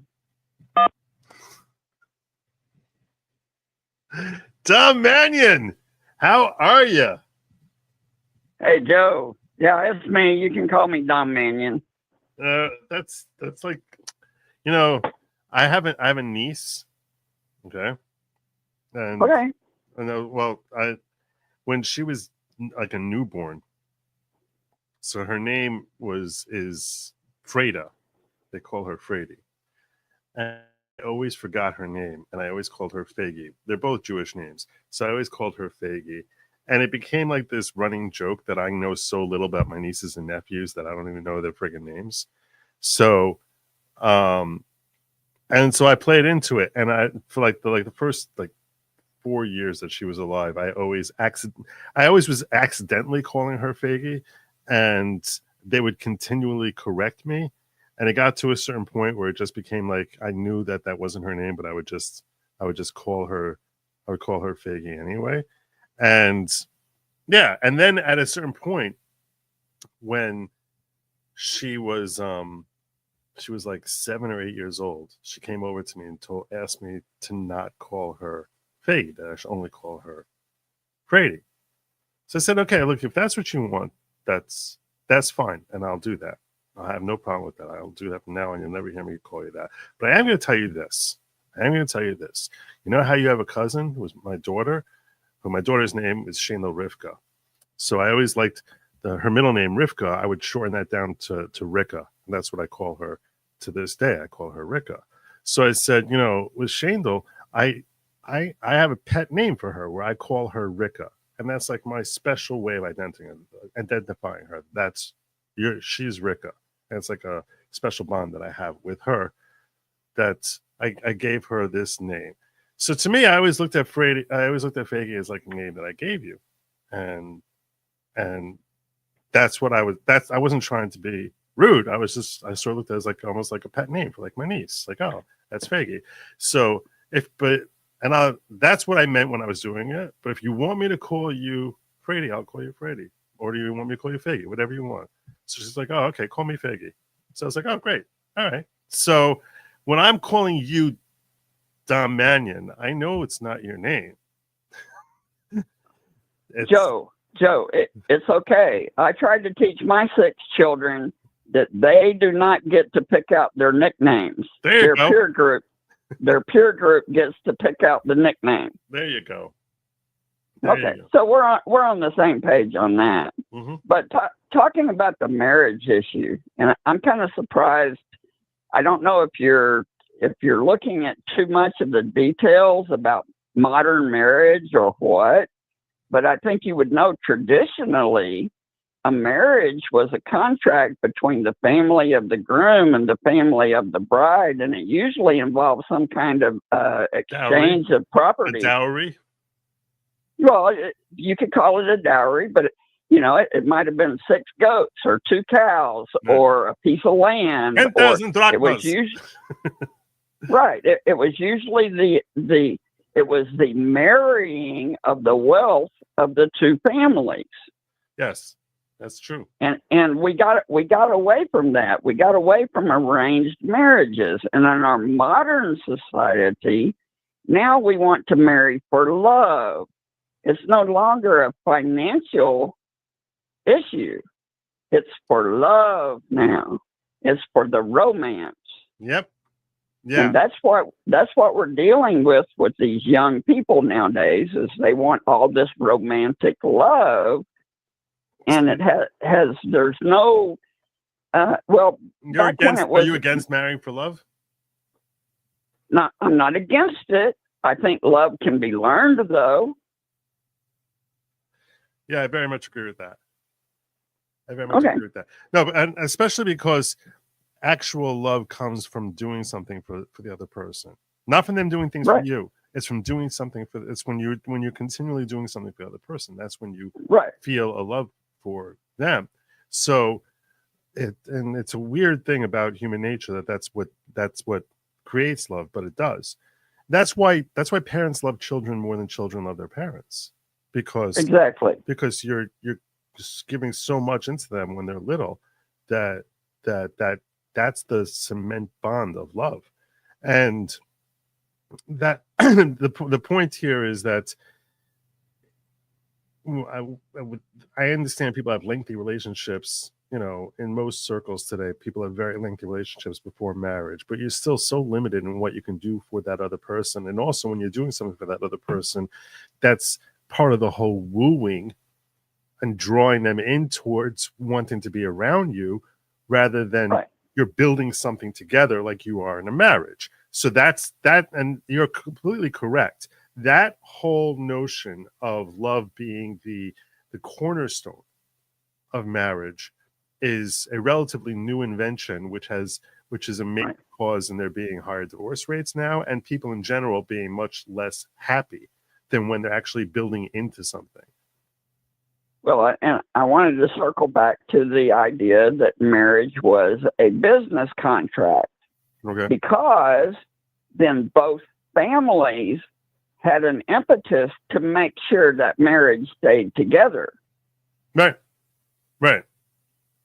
So, that's true. But nowadays, when you marry for romantic love, my parents might not like the girl, or the girl's parents might not like me. And so they don't have any impetus to make sure that the marriage works, that stays together. Right. Yeah. So that's what we're dealing with these young kids is we brought them up on Disney. Every girl's a princess. She needs to have her Prince Charming. She's going to have her romantic love. And we're not looking at any other aspects of marriage other than the romance. 100%. 100%. That's that. And it's because of that. If you think about it, that's why there was this whole push for gay marriage also. Because it's like, well, we love each other, so we should get married. It's like, no, that's not what marriage is about. That's not what marriage ever was supposed to be about, that because you love each other, you get married. Love is a byproduct of the relationship. Mm-hmm. It's not that's what's the source of the relationship.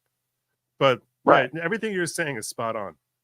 Spot on. Okay. Well done, brother. Well, I just don't know how we solve the problem, though. We've identified the problem is the desire for romantic love, but we're still using the old concept of marriage on how we're going to contractualize that. Without having a strong family unit, you cannot have. The society is never going to have families marrying each other, because the family. So it's the degeneration of the family unit in general made traditional perspectives about marriage meaningless, which is very sad. And I'll share this with you and the rest of the world. Okay, I have 6 children, 3 boys, 3 girls. All 3 of my girls, even though I tried to teach them to bring home boys that could get along with the family, all 3 of them rebelled against me and did not bring home boys that could get along with the family.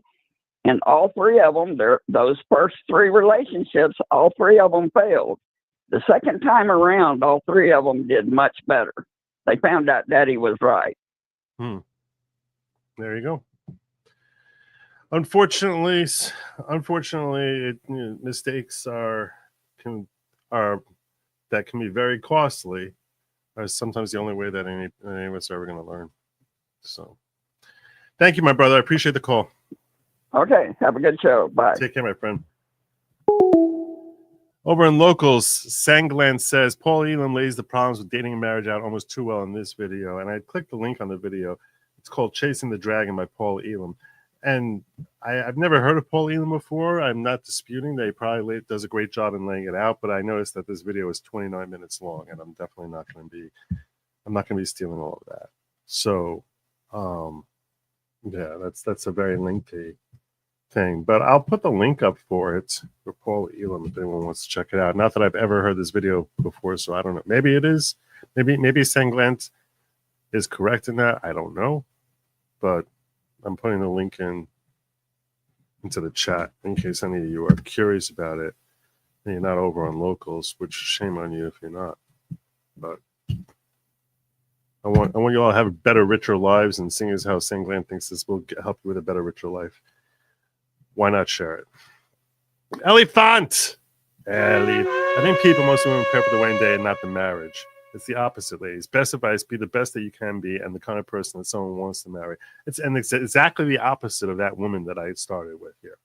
Exactly the opposite. Because I'm telling you right now, the problem is in her. The problem is in her, inside her. I suspect there's a terrible monster deep inside of her, which makes men go screaming for the hills. Because I'll tell you this much. As a guy, I'm going to tell you something. If a woman is genuinely pretty, and that woman in that first video, if you came late and you missed the video,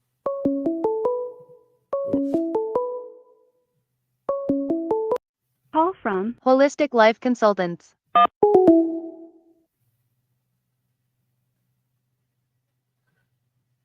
well, that wasn't what it, okay.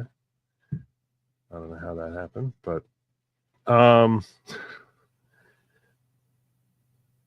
yeah, so if you're lost my train of thought. If you came late and you missed the first video that I was sharing, it was this woman over here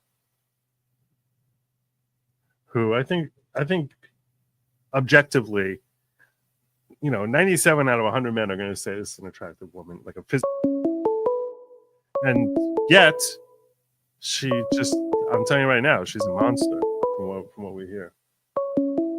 Call from Decent. To accept, press 1. To send a voicemail. Hello. Hello. Am I on? Oh, you are on fire. All right. All right. So this topic. Give me 1 second, though, brother. Give me, what's your name? What's your first name? Tim. Tim. All right. Give me 1 second. Tim. V-Sync on Rumble. Yeah. All right. Let me just, I just want to play this video again. There's a very short video with this woman.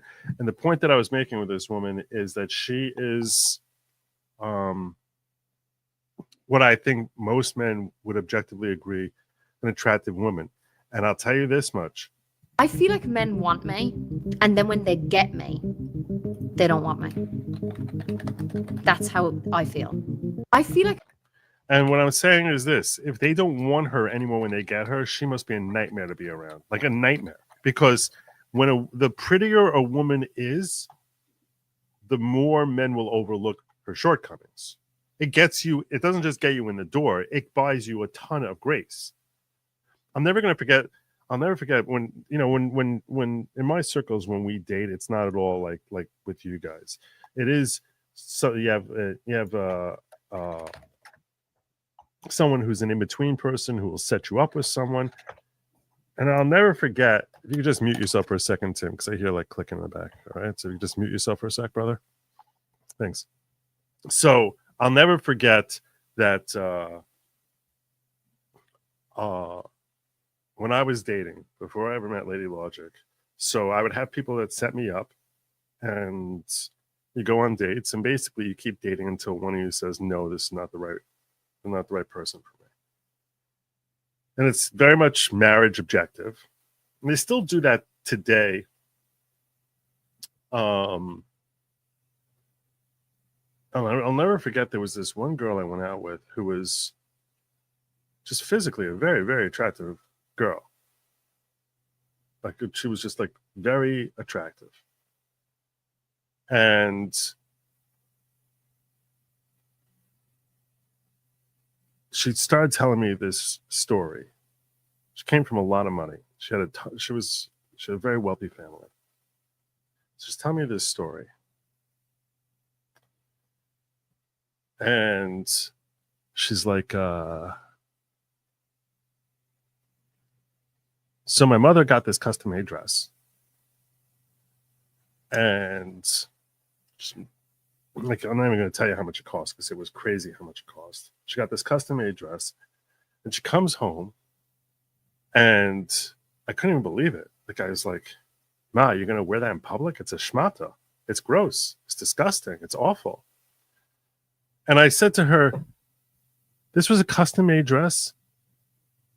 And she's like, yeah. I said, so she couldn't return this, right? She's like, no.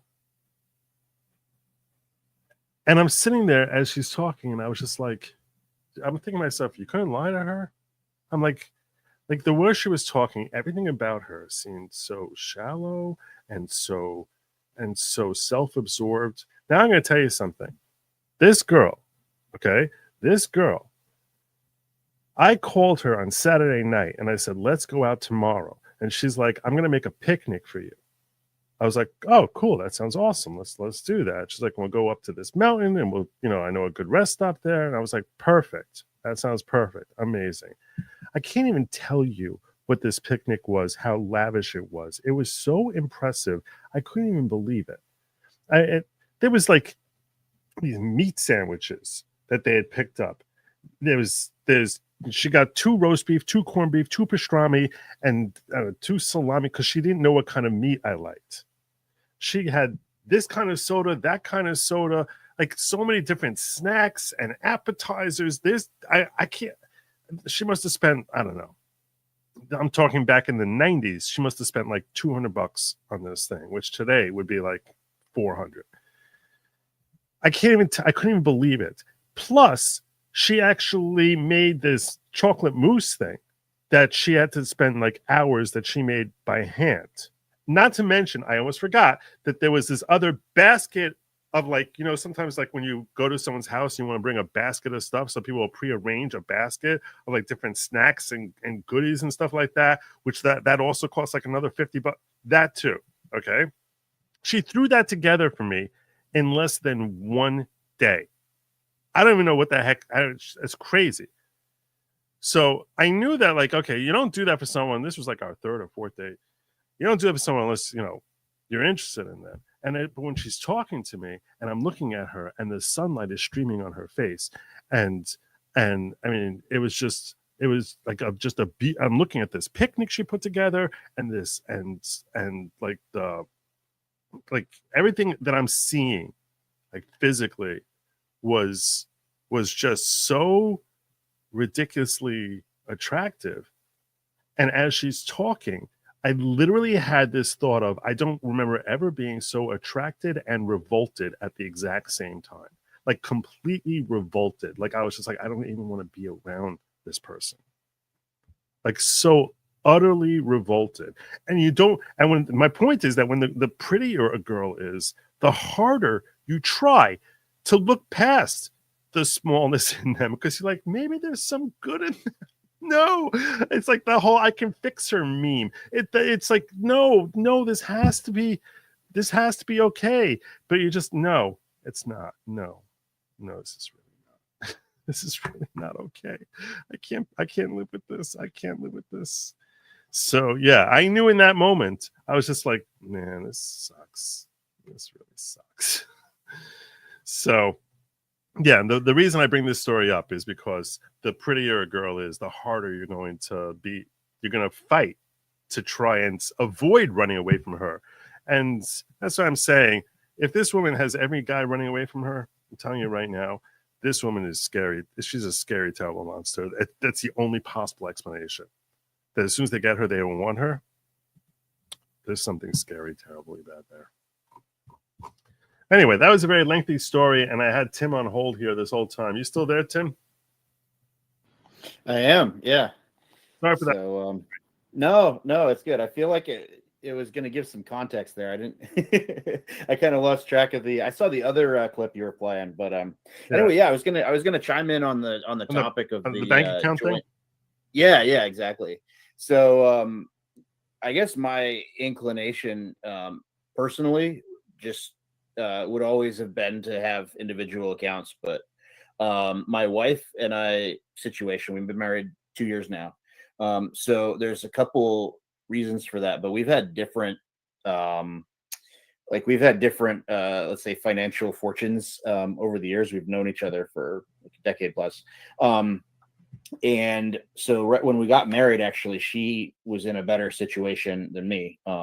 Still is in a lot of ways, and also owned a house. So one of the things we were actually watching for was just until we had like looked further and double checked things like community property and commingling of funds. We wanted to make sure that there wasn't any risk of putting her home equity at risk. So some of that was just to shield her, and then right. To make it more clear also, like that makes sense. And that makes sense. Yeah. And so the other thing is too, I think it makes it I can even understand, by the way, I can even understand in the very early I want to think through whether I want to say what I'm about to say. Let me ask you this. When money comes in, do you look at it as if it's your money individually or your money collectively?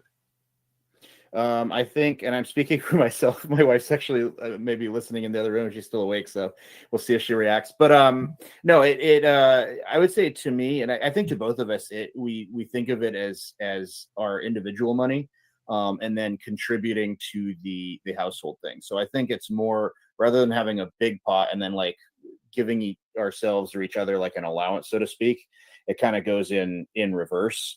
And I just view it as like a little like corporation partnership kind of thing that we're building. The household is kind of a thing there.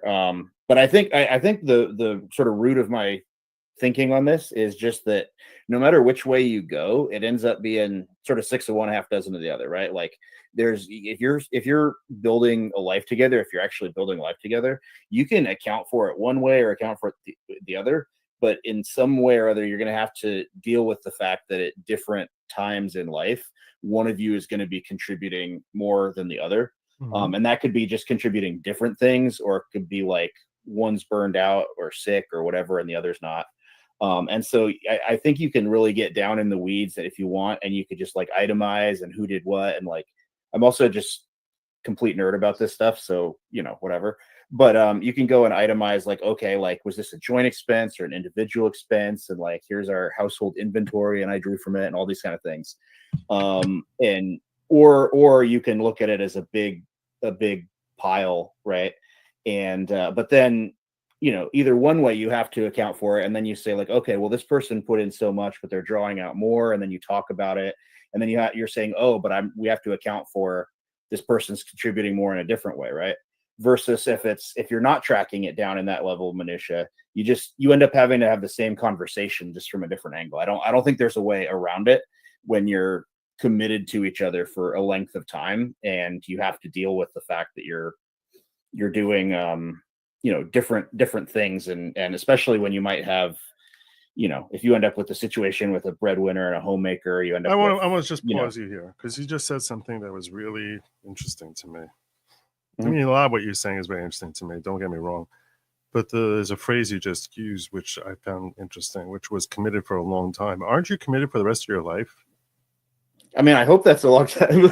So yeah, no, I meant, I guess I was speaking a little more generally in the sense of any long-term commitment with anyone, you're going to have to be dealing with those kind of issues. I've seen it in startups before and different situations like that, but where you have people contributing different types of things. So I guess I was speaking more generally. Is she committed? Yeah, it's definitely for life. It's definitely that's what I'm actually that. I threw one thing in there. So I actually set up for her. And again, like when I came into this, I was coming off of a lot of health and career stuff that I'm still playing catch up on. But I set up actually a little brokerage account for her. I set up an actual Dower account. and I named it that. And I just, whenever I could afford it, I just buy like one little share of something, usually something sentimental or something like that, that reminded us of something, or like, you know, someday I'll take you on a cruise. So I bought her a share of, I think, Norwegian Cruise Lines or something. And I threw that in that account for her. And the idea is like, don't touch it now, you know, but I want to build that up for you. So if anything happens to me, you know, you have that to draw on. Well, that's a sweet gesture. That's and I look at the whole thing as building, and I, you know, sometimes we're still feeling a lot of. But are you really looking at it as building? That's my question. Because like, if you first, I mean, the reason well, I also like to do. Why does it matter whether you're bringing in more or she's bringing in more? If you're like this joint enterprise, you're not like. Well, I think it's bringing in different usually. Rather you're saying beyond financial. Yeah. But you'd have to, yeah. So, and how much does it cost to get her to vacuum?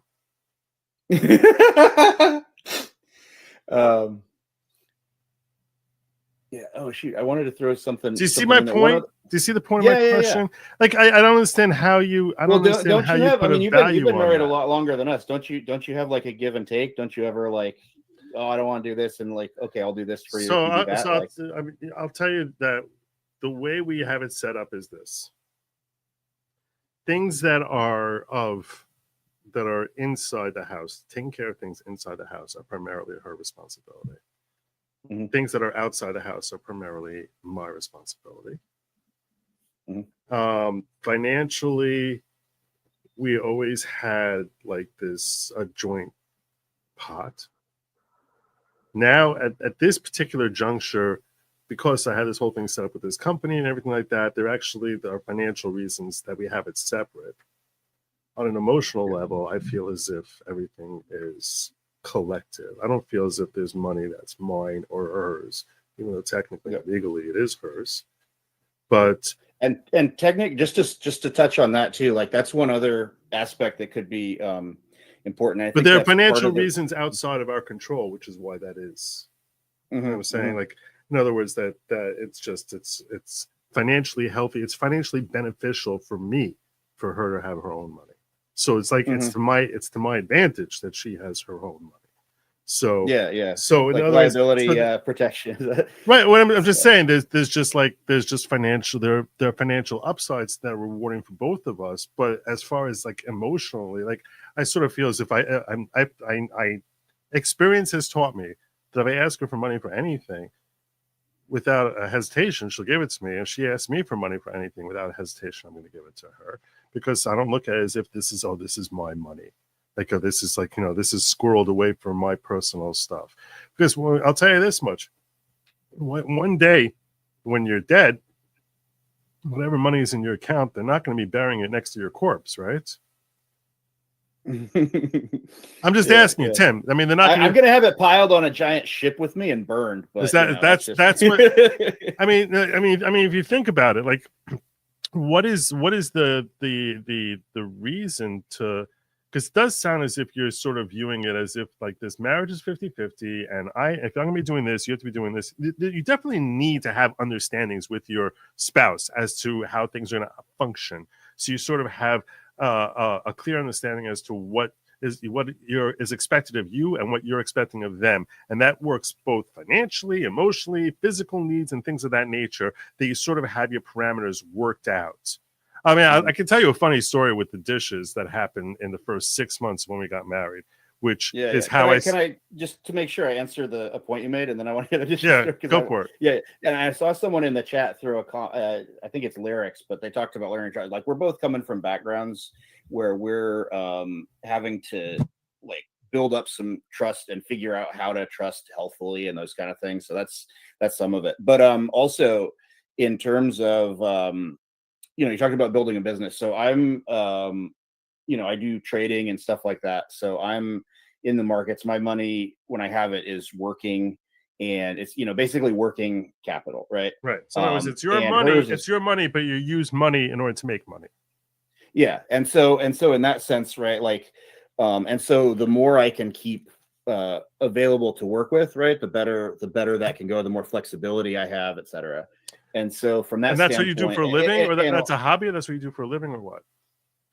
It's what I do for a living. I also work with some funded trading firms, and so I'm still there's a very long story I could tell about the whole saga, but I won't touch on that. But just in theory, right, the way it works out is that's what I'm I do that, and then I'm doing coaching, and I manage a chat. It's a whole thing. But but they see, Tim, I wouldn't count that money, because that money it was technically your money, but that's not money that's yours. That's money that's business money. That's like if I take money and I put it into Good Logic LLC. If I take money, I put it into Good Logic LLC. That's money that we're using I'm using to help earn, so that our overall total wealth is greater. But that's different from your actual earnings. And excuse me, and perhaps even as you earn money, you might grow that pot, that the money making part of your finances, in order to make even greater amounts of money. And that would make sense too, but that is not your money. That's just sort of like separate aside money that's there for earning. And then you're talking about money that you're living on, and that's the money that I'm saying really should be joint. And I would think whether she's earning it or you're earning it, you want to work out how, who's gonna go run to the supermarket. Yeah, and that whatever works best for your relationship, that work that out amongst yourselves. But I just think like doing that kind of, like, so I definitely think of it that way in terms of, and I've also run my own businesses since forever and just done all kinds of different things. But I think it's, at least for us, as we're feeling out, having those conversations, et cetera, it's a little bit harder to, it's a little bit like kind of conveying that is a little bit tricky. And it's also, we're still in a situation where we're like down to the bone some months. Right. Things keep, different things keep happening. And then it's like everyone goes through that. I mean, it's a little simpler to just say, okay, like if I'm, reasonably able to bring in this much, and you're, what can we reasonably expect to contribute, right, to the joint pot? Like what would we be ideally feeding in? If somebody's sick or whatever, we'll deal with that. And then that way I know, okay, like I've satisfied my obligations to keep the household running, right? And now I'm over here working. But I look at I look at it as like, the more I can, not like hoard, but the more I have flexibility, then the better I can build for us in the long run. Like I view everything I'm building as for us. Yeah. Right. But and hopefully she's on the same page with that. That's my point, is that both of you should be on the same page. That you need to take care of things on a day-to-day basis, and how you're going to share that load is something you need to work out amongst yourselves, so that you can, in a way that works for both of you. And there could be some give and take on that, depending on whatever arrangement suits you best. But when it comes, but if the common objective is that we really are happiest by making the other person happy, like that's what makes you happy, is making your spouse happy, and that's your objective, and that's her objective. I mean, that's how now you're building something together. Happiness is overrated. It's about building something good, I think. Well, what does that mean? What do you build? Let me ask this: do you have kids? No, not yet. Are you planning on having kids? We'd like to, yeah. We'll see. All right. Well, good luck. But I will. The reason I wanted to just call real quick though is I think it's interesting because we still have different feelings on maybe risk management, careers, and things, and we have different reasons, but we kind of both wanted that separation, that setup, and kind of make it explicit who's putting in what for different reasons, and that helps us kind of keep each other, not keep each other honest, but keep it so we feel less, we feel like we're both recognized in that. And I will say, to your point also, like I didn't expect to have this feeling, but I've noticed more and more as we go along, like I find myself, even when I'm like working with my stuff, so to speak, I find myself thinking in the back of my head of like, also like, well, how does this impact us? How does this impact her? And like, can we do, and I find myself asking, what do you think about this? Which I didn't expect, but I guess that's what happens when you get married, and I like that. So all right. Well, anyway, I appreciate the call. No, that that was really interesting perspective. I appreciate your calling in, brother. Yeah, interesting topic. Thanks. All right, have a good night, mate. Wow. That was interesting.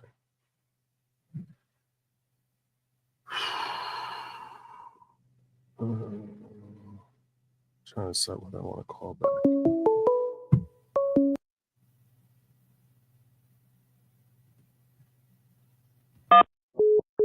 Lou.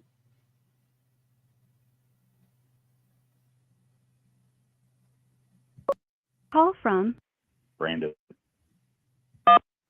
Rando. Hey, how you doing? Is it Rando, like random person? No, Brandon. Oh, Brandon. That's probably a better name. All right. What's on your mind, Brandon? Just going off what the last person said, when I contradict him a little bit, I think that marriage should be both people 100%.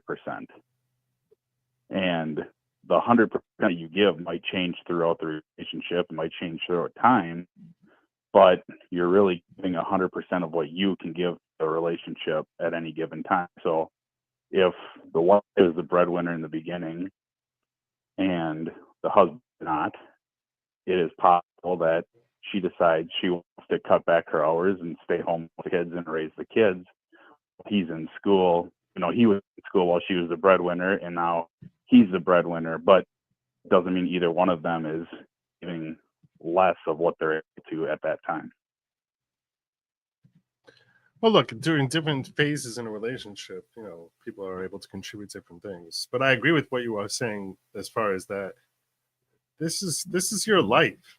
Like, it's like once it's your life, it's like, so now if you sort of look at it as she's like a part of you, so it's like, why? And I mean, people refer to it as being a better half, which I think most people, when they say that, they don't actually really mean it. But yeah, the point is, if you look at it as if she's like an extension of you and you're extension of her. So in that case, like, there's very little logic in saying that this portion is going to be for my left arm and that portion's for my right arm. Like, it doesn't even make any sense. It's like, right, and I think you run into the potential for some big problems in the future if you separate finances, because legally speaking, I mean, if you're, at least where I live, if you're married, if a person runs everything in whole and say they're doing, I don't want to bash on the last caller, but say their job is day trading and they're good at it, and all of a sudden the other spouse is like, finds out 10, 15 years down the road that they have loans that they didn't even know about or whatever. So I think finances are a very important thing for a couple in a relationship to be able to agree on, and they should really both know where each other is at financially. I don't think that there should be no blinds or curtains up there. No, 100%. 100%. All right. Well, let's go, Brandon. Well done. I got to share a story and then I got to pop on out of here. So I'm going to let you go, my brother. I appreciate your thoughts. Well said. All right. Very well said. Have a good night. Appreciate the show. Take care. Thank you. I was called on that I forgot to mention my dishes story. The dishes story is, it was during the first 6 months of my marriage. And so we had this pot of food that had been sitting in the fridge for like a month. And I had set up with Lady Lawgic from before we got married. I was like, inside the house is your primary responsibility. Outside is mine. Now, when I say primary responsibility, that does not mean exclusive. It doesn't mean that I'm not going to pitch in here and there. I will. especially, you know, if I see she's frazzled, if I have some extra time or whatever, yeah, I'm perfectly happy to do that. But that we both understand that primarily inside the house is going to be her domain and outside is going to be mine. Fine. We have this dish, this pot of like meat and potatoes that's been sitting there for a month. She comes to me and she's like, so I don't know if you've noticed, but we have this pot that's been sitting in the fridge and I forgot about it. And it was sitting there for a really long time and it's really gross and it's really disgusting. Like I really, really don't want to wash it. So I sort of like looked at her. I didn't say anything. I looked at her. She goes, if you wash this pot, I will never, ever again ask you to wash a dish. So I looked at her. My brain's going a mile a minute on this one. I was like, you don't mean that. She was like, no, I mean it. I said, I really don't want to wash this pot. If you wash this pot, I will never ask you to wash the dish again. I said, you don't mean it. You're saying it now, but it's not true. You're going to ask me to wash dishes again sometime in the future. She's like, no, I'm telling you now. I give you my word. I will never, ever ask you to wash a dish again if you wash that pot. And I was like, deal. For sure. Oh my God. Are you kidding me? I won the lottery that night. I was like, oh my God, that is amazing. That is amazing. I was like, I would have taken 10 of those pots. Are you kidding me? I would have been scrubbing their own. I would have been scrubbing out mildew and never, ever again. Never, ever. Man, I would have done it for like a year. for like a year of not doing it. Never again. And that's why I made sure that she like understood the gravity, like she understood the series. I was like, no, I want to make sure we're on the same page here. Like never. She's like never. And to her work, she's been good to her work. She's been good to her work. She once in a while she'll sort of suggest that it would really help her out if I would wash some dishes, and then I'll still wash dishes from time to time, because especially like, you know, when the kids are little or she's dealing with like, you know, grandkids and there's just like a lot of stress going on, or you know, it's just a very hectic. Things are very hectic and nothing's happening, so I'll just go in there and wash dishes. But that, and there was also I once gave her a birthday gift, which was like I said, this is good for one every month. You can ask me to help you with anything in the house for an hour. And I'll just put it down, whatever I'm doing, and I'll give you 1 hour of my time, whatever you want around the house.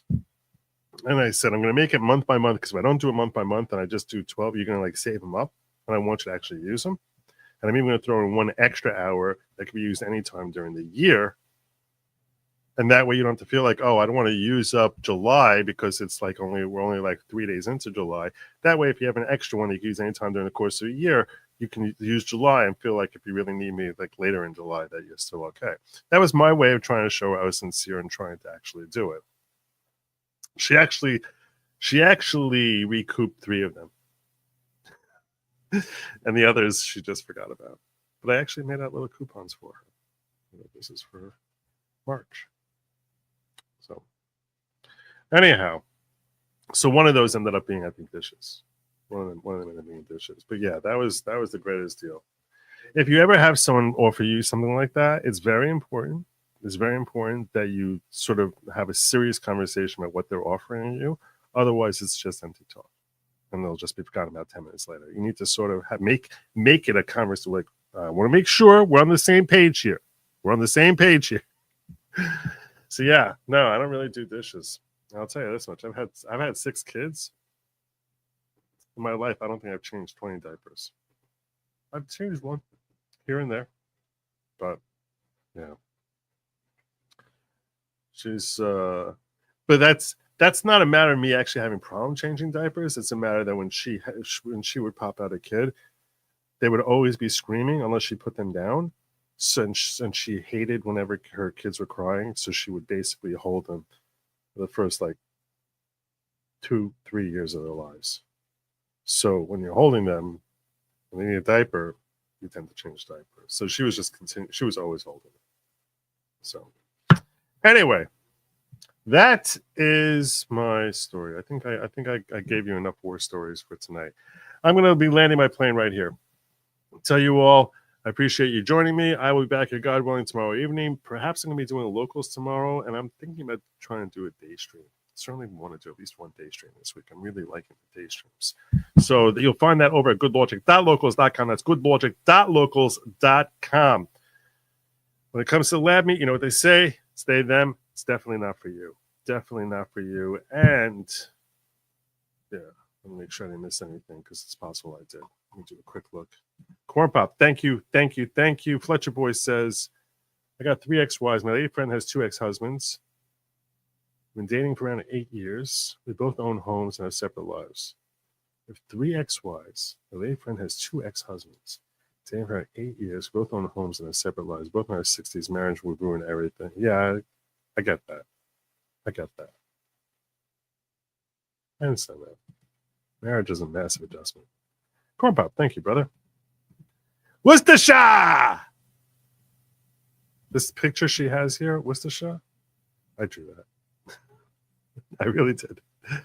I'm behind. I just started a new relationship. I have loads of insecurities, middle-aged, ex-abusive husband. How do I make men happy verbally? Just let them know that you really appreciate them. It's true. Let them know you really appreciate them. And do little things that show that appreciation. That you appreciate their company or what they do for you. That's really the key there. I'm doing a quick glance around, make sure I didn't miss anything here. I wonder what the marriage customs are in near Mania. Spuds. What the customs are near Mania. I can't speak to that. Let me